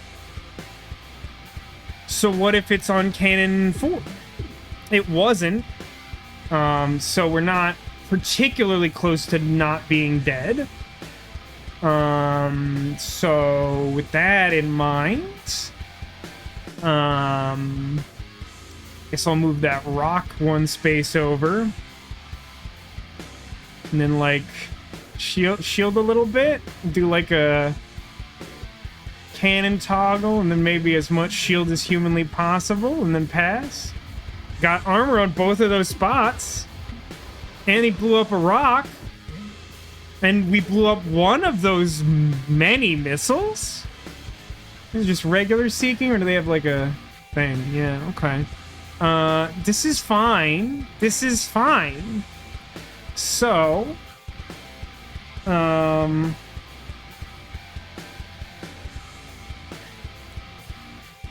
okay. Well, tell you what. We're gonna, Solar Breeze to draw a better card, obviously. Gain momentum, that's cool. It hasn't been played at all, which does sort of mean that it gains 1 shield, which is less than ideal. But on the bright side, I'm gonna move to the right one, and I'm gonna acid cannon. Now here's the thing, we are gonna get hit with like a dozen missiles and immediately die, but because we've inflicted that ship with acid, we're gonna take him with us, is sort of the thing. So really, it's a moral victory that, you know, it's like a draw of sorts. Yeah, he's on a clock, you understand. And you know what? I just don't want him to get a good look at me exploding, so I'm gonna sidestep. That seems good. Yeah. Okay, right. No, that's fair. Okay, yeah. We definitely could have gotten to the end of that run, but we would have had to do it with Rock Factory. Yeah, it's not like we lost outright. We just happened to lose first, and then he also lost. Yeah, Neko gets me. He should have an awkward view of my demise. That took way too long. That was a lot of fun, though. I hope you enjoyed that. Map events found. 16. Yeah, let's play some more Cobalt Core tomorrow. We're gonna start the usual time, such as it is. 6 p.m. Pacific. And we'll do another 3 or so hours of this game and hopefully make a little more progress. But I thought that was pretty fun. Tomorrow also do Rock Factory. Why? I mean, I don't think we did well enough to have the option to randomly generate Rock Factory at the start of the next run. Now that's not to say we won't like do a fight and then like randomly get as a rare drop Rock Factory, which I really hope doesn't happen. I mean, probably we'll just randomize the crew again, to be honest. We should probably play on normal because like the one ship I'm missing is... Oh, that's weird. It's gone now. Oh, it's back. The one ship we're missing is whatever this thing is, and it requires us to, like, win 10 runs. So we should probably just, like, do a normal run. But that was a lot of fun. I enjoyed memeing it to the maximum with you, and then just blowing up harder than I've ever seen possible in this game. Like I says, I'm pretty sure Rock Factory is only rare because if it was more common, it'd be too cool. That's, like, literally a thing that happens in like, Magic the Gathering. Like, certain cards have a higher rarity because they, like, don't want you to get stuck with them in, like, draft formats where you, like, make your deck out of the packs you open. So, yeah, to recap where we're at. Oh, it's down to 83 degrees in here. That's fun. That's a treat for me. So tomorrow we'll play more Cobalt Core. Next Friday, we might play more Cobalt Core. We might not stream. I will be out of town next Saturday. And then I will also not be available on that subsequent week. We're going pretty hard on the birthdaycation this year, as it's likely the last hurrah to Vegas. Yeah, July schedule's, like, all kinds of wonked and up in the air. So, like, we're gonna have to figure that one out as we go. The move should officially happen at the end of July by technicality. But there's a lot about that timing I still don't really understand. So, yeah, I'll try to keep you all posted in the Discord. So... Demolition bring up the Discord, so feel free to join if you want to see more stuff like this. Typically I'm streaming stuff like graphic adventure games and just like story games of various kinds. Do also play things like roguelikes and even occasionally RPGs. I like story and strategy games, sort of broadly speaking. But I think until we're settled on the other end of the move, might be a little more in the, like, roguelike spectrum, where we can just sort of make a little bit of progress at a time, and we don't have to remember where we're at in the story and stuff like that. But yeah, more of this tomorrow. Before we wrap up the stream, somewhere on this couch behind me, I've hidden some number of Squirtles. If you can indicate where the Squirtles are by choosing some sort of stuffed animal friend I've arranged as a decoration, you will find that Squirtle, and with it, will bring an omen of good luck to you in the coming days. If you're in a position anything like mine, you might need it. So, while I enjoy some of what little of this 100% juice apple remains after this extremely hot room stream, consider where it might be hiding and see if you can find yourself a Squirtle.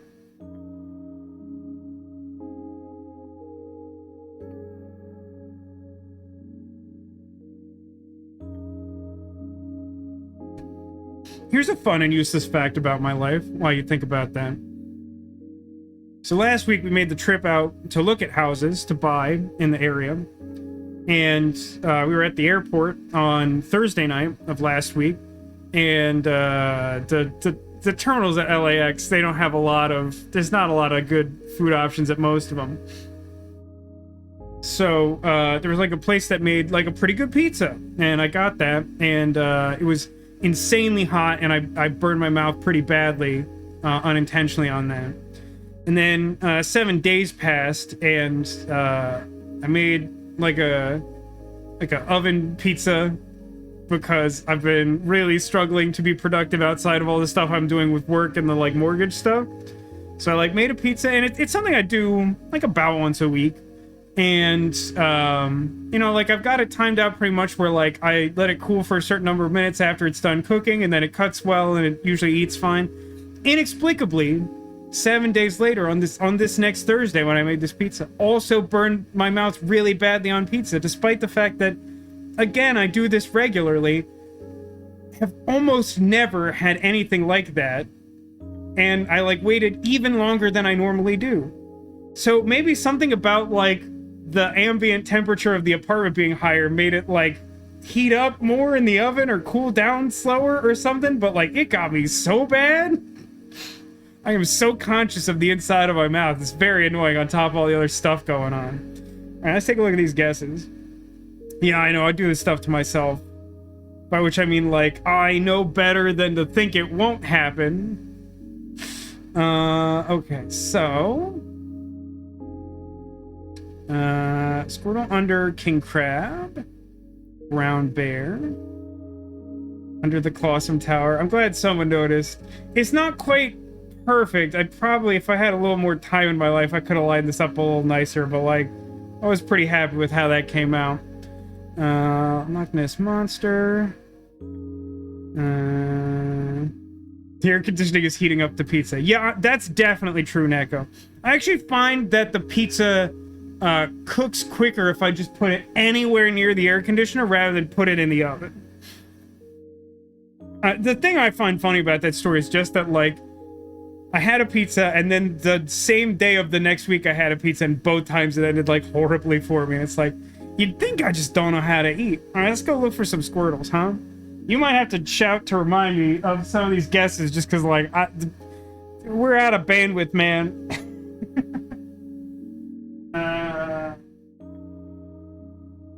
Sure. Let's start back here. King George's the Crab. He's got a crown, he's got a heart-shaped monocle, and he's got this glorious mustache. What a fine gent.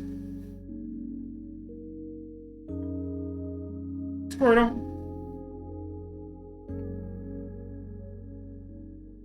Behind this here brown bear. Under these crabs. It's another Squirtle.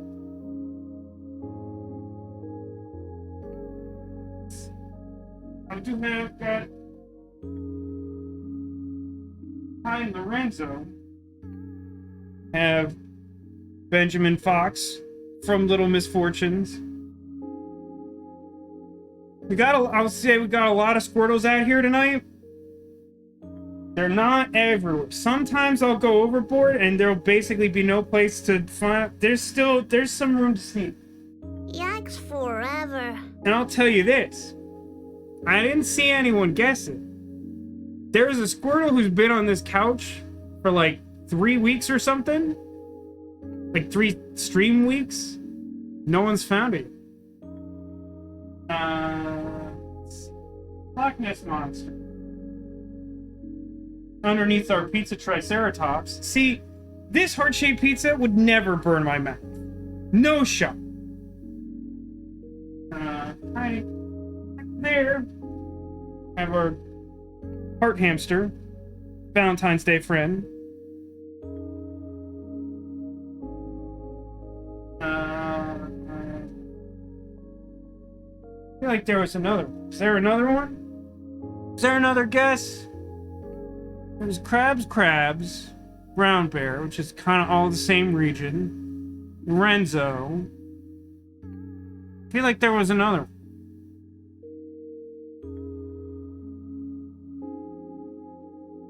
Loch Ness Monster, got that too. Is he under that pillow? Well, no, he's not. Hang on.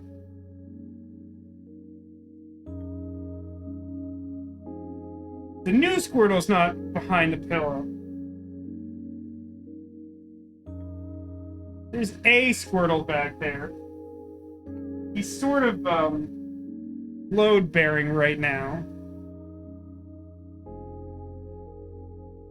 But I'm gonna leave that extra secret Squirtle out there for someone to try and find another day.